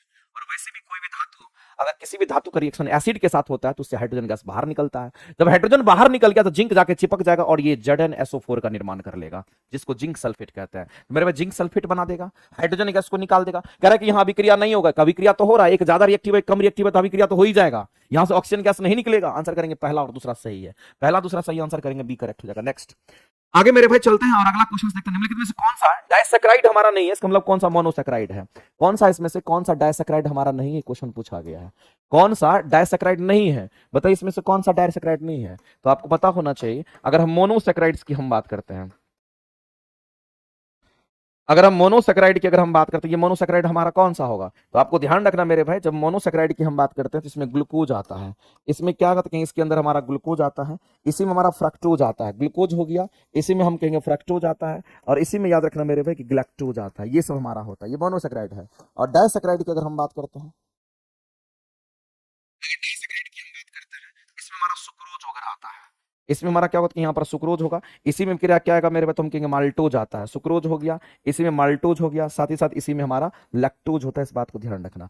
आपसे करेक्ट कौन सा डाइसैकेराइड नहीं है, कौन सा डाइसैकेराइड नहीं है, तो कौन सा सुक्रोज माल्टोज लैक्टोज नहीं है, कौन सा सुक्रोज माल्टोज लैक्टोज नहीं है, इनमें से कोई नहीं, कोई डाइसैकेराइड मेरे भाई यहां पर नहीं है, इसमें सब डाइसैकेराइड है, ये डाइसैकेराइड है, ये भी डाइसैकेराइड है, ये भी डाइसैकेराइड है। देखो ये डाइसैकेराइड का एग्जांपल लिखा हुआ है। डाइसैकेराइड कैसे बनता है, दो मोनोसैकेराइड के मिलने से डाइसैकेराइड बनता है। अगला मेरे भाई आपको बताना है कि जो एथेन है C2H6 कह रहा है कि बताइए इसमें कितना हमारा कोवलेंट बॉन्ड बनता है। तो मेरे भाई एक बात बताइए, हमने आपको बताया है कई बार कि कोवलेंट बॉन्ड हम कैसे पता लगाते हैं। तो कोवलेंट बॉन्ड जब भी बनेगा तो अधातु अधातु के बीच बनता है, अधातु और अधातु के बीच बनता है, इस बात को आप हमेशा याद रखिएगा। अधातु अधातु के ये बीच हमारा कोवलेंट बॉन्ड का निर्माण होता है। हमारे पास स्ट्रक्चर दे रखा है दो कार्बन का, और हाइड्रोजन को तीन को हाइड्रोजन जोड़ना, एक हाइड्रोजन इधर एक हाइड्रोजन इधर, इसमें तीन तीन को हाइड्रोजन को जोड़ना, एक हाइड्रोजन दो हाइड्रोजन तीन हाइड्रोजन, एक हाइड्रोजन दो हाइड्रोजन तीन हाइड्रोजन, 6 हाइड्रोजन हो गया, दो कार्बन 6 हाइड्रोजन, यही हमारा बनेगा स्ट्रक्चर। C2H6 का यही स्ट्रक्चर बनेगा हमारा। अब आपसे कह रहा है कि कोवलेंट बॉन्ड कितने होंगे, तो कोवलेंट बॉन्ड कितने होंगे तो हम देखेंगे अधातु अधातु कहां है, तो हाइड्रोजन भी अधातु कार्बन भी अधातु, हाइड्रोजन भी अधातु कार्बन भी अधातु, हाइड्रोजन भी अधातु कार्बन भी अधातु। इसका मतलब मेरे भाई सब इसमें अधातु अधातु के बीच में ही बॉन्डिंग है। तो जब अधातु अधातु के बीच में बॉन्डिंग है तो एक बॉन्ड यहां, एक बॉन्ड यहां, एक बॉन्ड यहां, एक बॉन्ड यहां, तीन बॉन्ड तुम्हारा ऐसे ही हो गया, ये तीन गो हो गया। कार्बन कार्बन भी अधातु है तो ये चौथा बॉन्ड, ये पांचवा बॉन्ड, ये छठा बॉन्ड, ये सातवां बॉन्ड।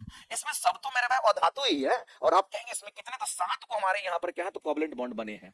और कोवलेंट बॉन्ड मेरे भाई सिंगल भी होता है, डबल भी होता है, ट्रिपल भी होता है, आपको पता रखना। आगे चलते हैं, अगला कहता है कि मिलान करना और आपको बताना है। जब जाइलम की बात करता है, जल में घुले हुए खनिज लवण का संवहन कौन करेगा, तो कहेंगे जाइलम करेगा। इसका मतलब मेरे भाई मिलान कर दीजिए, ये तो आसान है, कई बार आप पढ़ चुके हैं, इसका बी के साथ मिला दीजिए। फ्लोएम क्या करेगा, तो आफ्टर फोटोसिंथेसिस, फोटोसिंथेसिस के बाद जो भोजन बनता है उसका परिवहन करता है, इसका मतलब इसका मिलान एक के साथ कर दीजिए। तो 4 का ए 3 का यहां पर बी, 4 का ए 3 का बी, 4 का ए 3 का बी, 4 का ए 3 का बी, 4 का ए 3 का बी, 4 का ए 3 का बी, 4 का ए 3 का बी यहां दिख रहा है मेरे भाई, यही आंसर करेंगे। आगे मिलान कर लीजिएगा, और तो ये सब कई बार पढ़ा चुके हैं। आगे चलते हैं, नेक्स्ट क्वेश्चन पे पढ़ते हैं। यूकैरियोटिक कोशिका में राइबोसोमल आरएनए का संश्लेषण मुख्यतः कहां होता है, ये क्वेश्चन आपसे पूछा गया है। तो मेरे भाई इस बात को ध्यान रखना, जिसको हम लोग आरएनए कहते हैं, क्योंकि आरएनए 3 प्रकार का होता है। आरएनए कितने प्रकार का होगा, तो एक हमारा होता है यहां पर mRNA, दूसरा हमारा होता है क्या tRNA के हम नाम से हम लोग जानते हैं, और तीसरा जो हमारा होता है इसको हम लोग यहां पर rRNA कहते हैं। मेरे पास इस बात को ध्यान रखना, ये जो इस rRNA का जो निर्माण होता है, ये जो rRNA हमारा है, जिसको राइबोसोमल आरएनए कहते हैं, इसी पर प्रोटीन का संश्लेषण हमारा होता है। इसका निर्माण हमारा कहां, तो न्यूक्लियोलस में होता है। का अगर हम बात करते हैं का संश्लेषण कहां होगा, तो इसका निर्माण जो है, इसका निर्माण या इसका संश्लेषण कहां होगा, इसका निर्माण कहां होगा, तो कहेंगे इसका निर्माण न्यूक्लियोलस में होता है। इस बात को ध्यान रखना। और न्यूक्लियस क्या है, तो मेरे पास न्यूक्लियस के अंदर एक छोटा सा स्फेरिकल टाइप, ये मान लेते हैं कि हमारा क्या है, तो एक एटम, आप ये कह सकते हैं कि इसके अंदर हमारा क्या होगा, तो मेरे भाई हम कहेंगे यहां पर हमारा कोई छोटा सा इस तरह से स्फेरिकल टर्म हमारा न्यूक्लियस के अंदर न्यूक्लियस होता है। आप इसको ऐसे समझिए मेरे भाई, न्यूक्लियस क्या होता है, न्यूक्लियस के अंदर ये पाया जाता है। ये किसके अंदर पाया जाता है, तो कहेंगे न्यूक्लियस के अंदर पाया जाता है। इस बात को ध्यान रखना, न्यूक्लियस के अंदर स्फेरिकल शेप का होता है, स्फेरिकल आकृति की पाई जाती है, जो आरएनए का निर्माण करती है, उसी को कहते हैं। तो मेरे भाई ये कहां पे, तो न्यूक्लियस में पाया जाता है। केंद्र का बहुत छोटा होता है, स्फेरिकल होता है, और केंद्र बड़ा होता है, उसी के अंदर होता है। आगे चलते हैं, आलू के कंद निर्माण में कौन सा हार्मोन सहायक होता है। मेरे भाई आलू के कंद की बात करते हैं, हम पोटैटो पर आ चुके हैं। अगर हम पोटैटो की अगर बात करें, इसको हम लोग आलू कह दिए। मेरे भाई एक बात बताओ, आलू का खाने वाला हिस्सा क्या होता है, कहेंगे ट्यूबर होता है, मॉडिफाइड। तो हम कहेंगे यहां पर हमारा ट्यूबर होता है, इसको हम लोग TUBER ट्यूबर कहते हैं। कह रहा है कि आलू के कंद निर्माण में कौन सा हार्मोन सहायक होता है। देखो सहायक बोला है मेरे भाई, कौन सा हार्मोन, सहायक को फोकस करना, सहायक टर्म लिखा है, इसका मीनिंग समझिए, ये सहायक बोला है। तो मेरे भाई आपको ध्यान रखना है, ट्यूबर का जो निर्माण करता है, इसके निर्माण की अगर बात करते हैं, इसमें हमारा ऑक्सीजन हार्मोन काम करता है। इसमें कौन करता है, तो कहेंगे ऑक्सीजन हार्मोन। ऑक्सीजन हार्मोन इसके लिए रिस्पॉन्सिबल। इस ट्यूबर का निर्माण अगर कोई करेगा, अगर ट्यूबर का अगर कोई निर्माण करेगा, तो उसको ऑक्सीजन हार्मोन कहते हैं। अब इस ऑक्सीजन हार्मोन की अगर हम बात करते हैं मेरे भाई, इस ऑक्सीजन नहीं, ऑक्सीजन होगा कि जिब्रेलिन होगा, मेरे भाई इस बात को ध्यान रखना है। यहां पर हम किस पोटैटो की बात कर रहे हैं ना, तो मुख्य रूप से ऑक्सीजन होगा। अच्छा, ये चीज आपको ध्यान रखना है, इसको ऐसे समझिए, इसको ज्यादा ऐसे समझिए। अगर हम बात करते हैं किसके, तो ऑक्सीजन की बात करते हैं, तो ये मुख्य रूप से यही निर्माण करता है। ये मुख्य रूप से अगर देखेंगे तो ऑक्सीजन का निर्माण, ऑक्सीजन ही हमारा ट्यूबर का निर्माण करता है। लेकिन अगर सहायक रूप से अगर देखना चाहते हैं, अगर सहायक रूप से अगर देखना चाहते हैं, सहायक कौन सा होगा, तो मेरे फिर तब हम लोग जिब्रेलिन के साथ जाते हैं। और जिब्रेलिन को हम लोग GA बोलते हैं। ऑक्सीजन जो हमारा होता है, ये भी दो तरह का होता है, नेचुरल होता है और आर्टिफिशियल होता है, ध्यान रखेंगे। नेचुरल और आर्टिफिशियल हमारा होता है, ये हमारा, और नेचुरल को बोलते हैं इंडोल एसिटिक एसिड, इस बात को। और नेचुरल जो आर्टिफिशियल होता है, उसको हम लोग कहते हैं नेफ्थलिन क्या कहते हैं, एसिटिक एसिड के नाम से जानते हैं। तो यहाँ पर सहायक आपसे पूछा गया है, तो सहायक के तौर पर अगर देखेंगे, तो सहायक तो जिब्रेलिन हो जाएगा। तब इस क्वेश्चन का आंसर हम लोग ये करेंगे। ABA क्या है मेरे भाई, तो ABA हमारा एब्सिसिक एसिड है। ये क्या है, तो कहेंगे ये हमारा एब्सिसिक एसिड होता है। नाम से लग रहा है कि कोई एसिड है, लेकिन ये प्लांट हार्मोन है। ये क्या है मेरे भाई, तो आपको ध्यान रखना है, ये प्लांट हार्मोन हमारा होता है। और प्लांट हार्मोन तो है, लेकिन ये ग्रोथ को रोकने वाला हार्मोन, सबसे पहला ग्रोथ को रोकने वाला, प्लांट की ग्रोथ को रोकने वाला सबसे पहला हार्मोन हमारा एब्सिसिक एसिड होता है। IAA जो हमारा है, ये इंडोल एसिटिक एसिड कहते हैं। और ये हमारा क्या है, तो ये हमारा नेचुरल ऑक्सीजन की हम बात करते हैं, ये नेचुरल हमारा ऑक्सीजन है, इस बात को ध्यान रखेंगे। तो सहायक बोलेगा तो जिब्रेलिन के साथ आप जाइए। आगे चलते हैं, इंसुलिन के संबंध में, और अगर मुख्य रूप से बोलता है इसका निर्माण को, ट्यूबर का निर्माण मुख्य रूप से कौन, तब तो ऑक्सीजन के साथ जाते हैं। अगर इंसुलिन के संबंध में गलत कथन को चूज करना है मेरे भाई, इंसुलिन की अगर बात करते हैं, इंसुलिन का सिक्रेशन कहां से होता है, हम सभी लोग जानते हैं कि हमारा ये पैंक्रियाज है। हम किसकी बात कर रहे हैं, पैंक्रियाज। और पैंक्रियाज को हम लोग क्या बोलते हैं, तो इसको अग्न्याशय कहते हैं। ये हमारा अग्न्याशय पैंक्रियाज। इसी पैंक्रियाज में होता है बीटा सेल, इसी पैंक्रियाज में बीटा सेल, और बीटा सेल से मेरे भाई किसका सिक्रेशन होगा, तो इंसुलिन हार्मोन का सिक्रेशन होगा। इससे इंसुलिन हार्मोन का सिक्रेशन होता है। और यही इंसुलिन हार्मोन क्या करता है, ब्लड ग्लूकोज लेवल को कंट्रोल करता है। जो ब्लड ग्लूकोज लेवल हमारा होता है, उसको कंट्रोल करने का काम कौन करता है, ब्लड ग्लूकोज लेवल को कौन कंट्रोल करता है, तो कहेंगे यही करता है। हमारे ब्लड में ग्लूकोज लेवल को कंट्रोल करने के लिए इंसुलिन हार्मोन ही होता है। मेरे पास बात को ध्यान रखना है, कह रहा है क्वेश्चन में गलत कथन को चूज करना है। ये कह रहा है कि रुधिर में शर्करा के स्तर को कंट्रोल नहीं करता, हम कहते करता, ये कहता कि नहीं करता, इसका मतलब ये गलत हो गया। ये स्टेटमेंट गलत हो गया, और गलत ही ढूंढना था, ये आंसर हो जाएगा। यह अग्न्याशय से उत्पन्न होता है, पैंक्रियाज से होता है। और यहां पर मेरे भाई ये आपका गलत लिखा हुआ ग्रह, तो यहां पर ग्रह की तो कोई बात ही नहीं, हमको लगता है ये ग्रंथि होना चाहिए। अगर ये ग्रंथि होगा तो ग्रंथि शरीर के विकास और वृद्धि को नियंत्रित करता है। ये लगता है कुछ मेरे भाई यहां पर मामला गड़बड़ है, ये यहां पर कुछ वर्ड मिसिंग है। और इंग्लिश में प्लेनेट वगैरह कहां से आ गया, इसका मतलब ये नहीं है कुछ भी। इसको आप ऐसे ही काट दीजिए, क्या लिखा हुआ भगवान जाने। लेकिन इस क्वेश्चन का आंसर करेंगे तो ये हमारा हो जाएगा सही, ठीक है। ये स्टेटमेंटे गलत है, इस बात को ध्यान, ये स्टेटमेंटे गलत लिखा हुआ, इंग्लिश हिंदी दोनों स्टेटमेंट गलत लिखा हुआ, कोई मतलब नहीं बनता। अगला चलते हैं, अगला हमारे सामने में है ऑक्सीडेटिव डिकार्बोक्सिलेशन। जो हमारा होता है वो किसका एग्जांपल होता है मेरे भाई, ऑक्सीडेटिव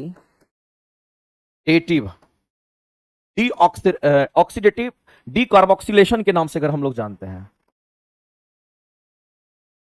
डिकार्बोक्सिलेशन की अगर हम बात करते हैं, ऑक्सीडेटिव डिकार्बोक्सिलेशन जो प्रोसेस होता है, जो विधि होता है, अगर हम इसकी बात करते हैं तो ये कहां देखने को मिलता है, तो डीऑक्सीकार्बोलिक एसिड जो हमारा होता है ये माइटोकॉन्ड्रिया में होता है, और इसका मेन काम क्या होता है मेरे पे, पायरुविक एसिड को ये क्या करता है, तो पायरुविक एसिड को ये एसिटाइल CoA में रूपांतरण करता है। इसका काम होता है, ये क्रियाएं जो होती है डीऑक्सीटिव डिकार्बोलेशन की क्रिया जो होती है, ये क्रिया कहां होती है, इसकी क्रिया मेरे भाई माइटोकॉन्ड्रिया में होती है। कहां पे होगी, इसी क्रिया माइटोकॉन्ड्रिया में होती है, इस बात को आप ध्यान रखना। और होता क्या है, तो ये रूपांतरण होता है किसका किसमें, तो आपको ध्यान रखना है, पायरुवेट, पायरुवेट का रूपांतरण किसमें हो जाता है, तो आपको ध्यान रखना मेरे भाई, एसिटाइल, एसिटाइल CO कोआ, कोआ एसिटाइल कोआ में हमारा हो जाता है, पायरुवेट का एसिटाइल कोआ में हो जाता है, इस बात को आप ध्यान रखेंगे। ठीक है, इसमें रूपांतरण हमारा हो जाता है। इस क्वेश्चन का आंसर करेंगे ऑप्शन नंबर बी। आगे चलते हैं।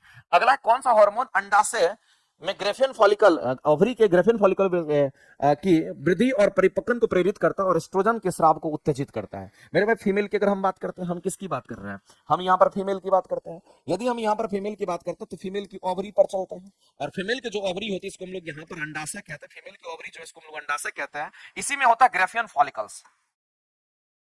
इसी में क्या होता है, कहीं यहां पर ग्रेफियन फॉलिकल होता है, और ये जो ग्रेफियन फॉलिकल हमारा होता है, इसी ग्रेफियन फॉलिकल से मेरे पे ध्यान रखना क्या सिक्रेट करता है, इसे एस्ट्रोजन हार्मोन का सिक्रेशन होता है। इसी से एस्ट्रोजन हार्मोन का सिक्रेशन होगा। इसी से किसका, तो कहेंगे इसी से मेरे भाई प्रोजेस्टेरोन हार्मोन का भी सिक्रेशन होता है। इसी से फीमेल सेक्स हार्मोन जिसको प्रोजेस्टेरोन हार्मोन कहते हैं, इसका भी सिक्रेशन होता है। और इसी से आपको ध्यान रखना है रिलैक्सिन हार्मोन का भी सिक्रेशन होता है। इसी से रिलैक्सिन हार्मोन का भी सिक्रेशन होता है, इस बात को ध्यान, रिलैक्सिन हार्मोन का भी सिक्रेशन होता है। तो मेरे भाई इन सब का सिक्रेशन इसी से ग्रेफियन फॉलिकल से होता है, इस बात को ध्यान रखना। अब कहता है कि कौन सा हार्मोन जो है, कौन सा हार्मोन हमारा ग्रेफियन फॉलिकल की वृद्धि और परिपक्वन को प्रेरित करता है, बताइए कौन सा होगा मेरे भाई। हम लोग यहाँ पर कहेंगे वो कौन करेगा, तो फॉलिकल स्टिमुलेटिंग हार्मोन करता है। कौन करता है, तो फॉलिकल स्टिमुलेटिंग हार्मोन, ये स्टिमुलेट कर देता है फॉलिकल हार्मोन, यहाँ पर फॉलिकल स्टिमुलेटिंग हार्मोन कहेंगे। और ये फॉलिकल स्टिमुलेटिंग हार्मोन जो हमारा होता है, ये पीयूष ग्रंथि सिक्रेट करता है। ये कहां सिक्रेट करता है, हमारा जो पीयूष ग्रंथि होता है, उसको सबसे छोटी ग्रंथि कहते हैं, वो हमारा वहां सिक्रेट करता है। ये पीयूष ग्रंथि से, ये पीयूष ग्रंथि से हमारा सिक्रेट करता है। और ये क्या करता है मेरे भाई, FSH जिसको फॉलिकल स्टिमुलेटिंग हार्मोन कहते हैं, ये क्या करता है, तो ये आपको ध्यान है ग्रेफियन फॉलिकल की जो वृद्धि और परिपक्वन को प्रेरित करता है, और साथ साथ एस्ट्रोजन के स्राव को भी उत्तेजित करता है, इस बात को ध्यान रखना। इस क्वेश्चन का आंसर हम लोग यही कहेंगे। ल्यूटेनाइजिंग हार्मोन की अगर बात करते हैं, ये भी मेरे भाई ल्यूटेनाइजिंग हार्मोन क्या है, तो टेस्टोस्टेरोन हार्मोन को उत्तेजित करता है निकलने के लिए, साथ साथ एस्ट्रोजन हार्मोन को सिक्रेशन करने के लिए उत्तेजित करता है, इस बात को ध्यान रखेंगे। प्रोलैक्टिन जो दूध मिल्क सिक्रेशन में सहायक होता है। आगे चलते हैं। थायराइड ग्रंथि का जो आकार होता है मेरे भाई H शेप का होता है, ध्यान रखिए, जो थायराइड ग्रंथि होता है। अगला है इकोलॉजिकल पिरामिड की अगर हम बात करते हैं, हम किसकी बात कर रहे हैं मेरे भाई, तो इकोलॉजिकल पिरामिड की बात कर रहे हैं। इकोलॉजिकल पिरामिड की अगर हम बात करते हैं, जो इकोलॉजिकल पिरामिड है हम उसकी बात करते हैं मेरे भाई। इकोलॉजिकल पिरामिड की अगर बात करते हैं, तो इकोलॉजिकल पिरामिड में हमारा जो पिरामिड्स बनता है वो अलग अलग बनता है। जैसे कि मान लेते हैं कि हमारा पिरामिड्स ऑफ एनर्जी की हम बात करते हैं, किसकी बात करते हैं, यहाँ पर पिरामिड ऑफ एनर्जी की हम बात करते हैं। कई बार क्वेश्चन पूछा गया है, pyramid of energy always upright बनता है। ये कैसा बनता है, तो हमेशा मेरे भाई सीधा बनता है, ये ऑलवेज अपराइट बनता है, ऑलवेज अपराइट, हमेशा सीधा बनता है, याद रखिएगा। लेकिन अगर पिरामिड्स ऑफ बायोमास की अगर हम बात कर लेते हैं, अगर किसकी बात करें, पिरामिड्स ऑफ, अगर हम बायोमास की अगर बात कर लेते हैं, तो एक बात याद रखना मेरे भाई, पिरामिड्स ऑफ बायोमास हमारा क्या होगा, कहेंगे अपराइट भी बनता है, और साथ साथ ये इन्वर्टेड भी हमारा बनता है। इन्वर्टेड का मतलब होता है उल्टा भी बनता है। उल्टा कब बनेगा, जब हमारा एक्वेटिक हमारा होगा, जब एक्वेटिक बायोमास ऑफ एक्वेटिक के लिए जाएंगे, और जब मेरे भाई यहाँ पर हम लैंड वगैरह की बात करते हैं, तो हमारा इस परिस्थिति में बनता है। तो आपसे क्वेश्चन क्या पूछा, अच्छा इसकी धारणा किसने रखी थी, तो मेरे भाई एल्टन साहब ने रखा था। लेकिन आपको ये लाइन याद रखना है कि पिरामिड्स ऑफ एनर्जी बोलेगा तो ऑलवेज अपराइट, केवल सीधा ही बनता है, और बायोमास बोलेगा तो अपराइट के साथ साथ मेरे भाई इन्वर्टेड, यानी कि सीधा और उल्टा दोनों बनता है। आगे चलते हैं। गोल्डन राइस मेरे में, गोल्डन राइस में क्या होता है, तो विटामिन ए प्रचुर मात्रा में गोल्डन राइस में होता है, इस बात को आप ध्यान रखेंगे। अगला, उत्सर्जी अंग को मिलान करना है। अब बताइए मेरे भाई ज्वाला कोशिका जो होता है ये किस में होता है, आपके एग्जाम में पूछा गया ये क्वेश्चन है। ज्वाला कोशिका मेरे भाई फ्लैम सेल जो होता है, ज्वाला कोशिका, ये किसका उत्सर्जी अंग है, तो याद रखना ये प्लेटी हेलमिंथिस का उत्सर्जी अंग है। ये प्लेटी हेलमिंथिस का उत्सर्जी अंग है, इस बात को ध्यान रखेंगे। ये उसका उत्सर्जी क्या है, तो उत्सर्जी अंग होता है। प्लेटी हेलमिंथिस के अंतर्गत क्या आता है मेरे भाई, फीता कृमि वगैरह इसी के अंतर्गत आता है। फीता कृमि इसी के अंतर्गत आता है। प्लेनेरिया भी हमारा इसी के अंतर्गत आता है। प्लेनेरिया भी हमारा इसी के अंतर्गत तो हम कहेंगे ज्वाला कोशिका फ्लेम सेल जो होता है प्लेटिस हेलमिंथिस का है। और मैगपिलियन ट्यूब्यूल्स जो होता है मेरे भाई ये किस में होता है, इसको ग्रीन ग्लैंड भी कहते हैं। इसको हम लोग क्या कहें, इसको हम लोग यहाँ पर ग्रीन ग्लैंड भी कहते हैं। और मैगपिलियन ट्यूब्यूल्स जो होता है ये कीट का उत्सर्जी अंग है। ये किसका, तो कहेंगे कीट का उत्सर्जी अंग। हम लोगों का उत्सर्जी अंग क्या होता है, किडनी, नेफ्रिडिया और वृक्क। मेरे भाई जितने भी कशेरुकी प्राणी हमारा होता है, कशेरुकी प्राणी जिसमें रीढ़ की हड्डी होती है, हम लोगों में रीढ़ की हड्डी होती है। कशेरुकी प्राणी का उत्सर्जी अंग है। कशेरुकी प्राणी का उत्सर्जी अंग जो होता है मेरे भाई, उत्सर्जी अंग की अगर हम बात करते हैं तो उसको हम लोग क्या कहेंगे, तो उसको हम लोग यहाँ पर वृक्क कहते हैं। नेफ्रिडिया किसका होगा, तो मेरे भाई ये किसका, तो एनिलिडा संघ के जीव का होता है। एनिलिडा का नाम सुने होंगे। एनिलिडा संघ के जो जीव होते हैं, एनिलिडा संघ के जीव का उत्सर्जी अंग होता है ये। तो एनिलिडा संघ के जीव का उत्सर्जी अंग हमारा होता है। एनिलिडा में हमारा जोंक, केचुआ, नीरिस ये सब हमारा एनिलिडा के अंतर्गत आता है। ध्यान रखेंगे, मिलान कर लीजिए। बताइए मेरे भाई, मिलान इधर करना है, लिखा हुआ इधर है। तो पहला का दो कहाँ है, तो पहला का दो यहाँ, ये तो ऑप्शन छट गया। पहला का दो यहाँ, पहला का दो यहाँ। अगर ये सब सही है तो डी का कॉमन हो गया, तो इसमें कोई चर्चा ही नहीं। हम लोग बी पर डिसाइड कर लेते हैं। बी का आंसर क्या है मेरे भाई, बी में मैगपिलियन ट्यूब्यूल जो कि कीट का उत्सर्जी अंग होगा। कीट कहाँ, तो कीट हमारा बी का 4 कहाँ, तो यहाँ। इसका मतलब इस क्वेश्चन का आंसर करेंगे नेक्स्ट। मस्तिष्क का कौन सा भाग शरीर की मुद्रा और संतुलन को कंट्रोल करता है मेरे? मस्तिष्क का, ब्रेन का पूछा गया है, तो ब्रेन का कौन सा भाग हमारे शरीर को कंट्रोल करता है, ये तो सब लोग जानते होंगे। बताइए मेरे भाई, सेरेबेलम जो कि हमारे ब्रेन के पीछे वाले हिस्से का भाग होता है, सेरेबेलम जिसको कहते हैं, जो सबसे छोटा भाग ब्रेन का होता है। जिबरेलिन पादप हार्मोन एक मुख्य कार्य क्या होता है मेरे भाई? ये जो क्वेश्चन है आपका बहुत इंपॉर्टेंट क्वेश्चन, इस बात को ध्यान रखना। जिबरेलिन की हम बात कर रहे हैं, हम किसकी बात कर रहे हैं? जिबरेलिन की अगर बात करते हैं, जिबरेलिन हमारा प्लांट हार्मोन है, इस बात को ध्यान रखना। ये क्या है, तो ये हमारा प्लांट हार्मोन है, इस बात को आप ध्यान रखेंगे। जैसे ऑक्सीजन है, जिबरेलिन है, वैसे ही ये एक प्लांट हार्मोन हमारा जिबरेलिन क्या है, ये जो जिबरेलिन हमारा है ये एक प्लांट हार्मोन है, इस बात को आप ध्यान रखेंगे। जिबरेलिन हमारा क्या, यहाँ पर हमारा प्लांट हार्मोन होता है। और ये क्या करता है मेरे भाई, तो पौधे की लंबाई में वृद्धि करना इसका काम होता है। ये पौधे की लंबाई को बढ़ाता है, पौधे की लंबाई में वृद्धि करता है। ये पौधे की लंबाई में ग्रोथ कराता है, पौधे की लंबाई को ये बढ़ाता है, इस बात को ध्यान रखना। और साथ ही साथ मेरे भाई ये क्या करता है, तो बीज अंकुरन में कोई भी बढ़ा देता है, तो ये आंसर हो जाएगा। अब क्वेश्चन कई बार पूछता है कि रंध्र को खोलने और बंद करने की बात करते हैं, रंध्र को बंद कौन, रंध्र को खोलता नहीं है। एक होता है रंध्र को खोलने का काम कौन करता है, रंध्र को खोलने का काम कौन करता है, तो मेरे पास ऑक्सीजन करता है, ध्यान रखिएगा। फल को पकाने के लिए इथिलीन हार्मोन, हमारा प्लांट हार्मोन काम करता है। सिनेप्स में एसिटाइल कोलिन न्यूरोट्रांसमीटर का विघटन किस एंजाइम के द्वारा होता है? उस एंजाइम का नाम क्या है मेरे भाई, तो याद रखना, इसको हम लोग बोलते हैं एसिटाइल कोलिनेस्टेरेज के नाम से हम लोग जानते हैं। ये एंजाइम्स का नाम आप याद रख लीजिएगा, और ये ऑप्शन नंबर बी आपका राइट हो जाएगा। न्यूरोट्रांसमीटर पर क्वेश्चन आपको हम बता चुके हैं, सिनेप्स की जगह पर न्यूरोट्रांसमीटर हमारा होता है। गर्भ निरोधक गोली जिसको ऑरल कंट्रासेप्टिव पिल्स के नाम से हम लोग जानते हैं मेरे भाई, ये क्या करता है, किसका बना होता है, एस्ट्रोजन और प्रोजेस्टेरोन के मिश्रण से ये बनता है, इन दोनों के मिश्रण से बनता है, इस बात को ध्यान रखना। या फिर केवल प्रोजेस्टेरोन अंडोत्सर्ग को रोकने का अन्य प्रभाव हमारा करता है, लेकिन ध्यान रखना मेरे पे, इन्हीं दोनों के संयोग से ही हमारा बनता है। इन्हीं दोनों के मिश्रण से हमारा क्या बनता है, तो कहेंगे ऑरल पिल्स जो होता है, गर्भनिरोधक गोलियां, इसी से बनता है। अगला क्वेश्चन हमारा है कि मानव श्वसन तंत्र में गैसों का वास्तविक विनिमय ऑक्सीजन और कार्बन डाइऑक्साइड कहां पर होता है? ये क्वेश्चन कई बार पूछा गया एग्जाम में, मेरे पे बहुत बार आता है। श्वसन तंत्र जिसको लंग्स के फेफड़ा कहते हैं, हमारे फेफड़ा के किस भाग में ऑक्सीजन और कार्बन डाइऑक्साइड हमारा क्या करता है, ऑक्सीजन और कार्बन डाइऑक्साइड हमारा क्या करता है, इस तरीके से ऑक्सीजन और कार्बन डाइऑक्साइड हमारा क्या करेगा, तो कहेंगे गैसों का विनिमय करता है। कार्बन डाइऑक्साइड ऑक्सीजन में, ऑक्सीजन कार्बन डाइऑक्साइड में। तो हम लोग को ध्यान रखना है लंग्स के किस भाग पर करता है, तो कहेंगे यहां पर एल्बुलाई पर होता है। कहां पर, तो एल्बुलाई टिक आउट करेंगे, एल्बुलाई हम लोग टिक आउट करेंगे इसका। और इसके बारे में तो कई बार आप पढ़ चुके हैं, ये सब हमारा लंग्स का ही पार्ट है, लेकिन एल्बुलाई जो हमारा होता है जिसको नंगी आंखों से नहीं देख सकते, इसी पर गैस एक्सचेंज करता है। कार्बन डाइऑक्साइड ऑक्सीजन में, ऑक्सीजन हमारा कार्बन डाइऑक्साइड में, और ये गुच्छानुमा संरचना में आपका मौजूद होता है, छोटे छोटे। तो इतना आपका हो गया मेरे भाई। आपको एक बात ध्यान रखना है, जितने लोग लाइव देख रहे हैं, मैं सभी लोगों से एक बात कहना चाहता हूं मेरे भाई, कि आज का डिस्कशन आपका यहीं पर कंप्लीट होता है, लेकिन मैं आपसे कहना चाहता हूं कि कल जो है तैयार रहिएगा। 129 नंबर जो आज टेस्ट हुआ उसका डिस्कशन हम कल दिन में करा देंगे, आप तैयार रहिएगा। कल दिन में हम कभी भी आएंगे और उसका शेड्यूल आपको लग जाएगा नवीन कुमार सिंह यूट्यूब चैनल पे, और कल दिन में आपको 129 नंबर सेट का भी डिस्कशन हम आपको करा देंगे, तैयार रहना, ठीक है। थैंक यू वेरी मच, आज के लिए इतना ही, मिलते हैं अगले क्लासेस में, धन्यवाद।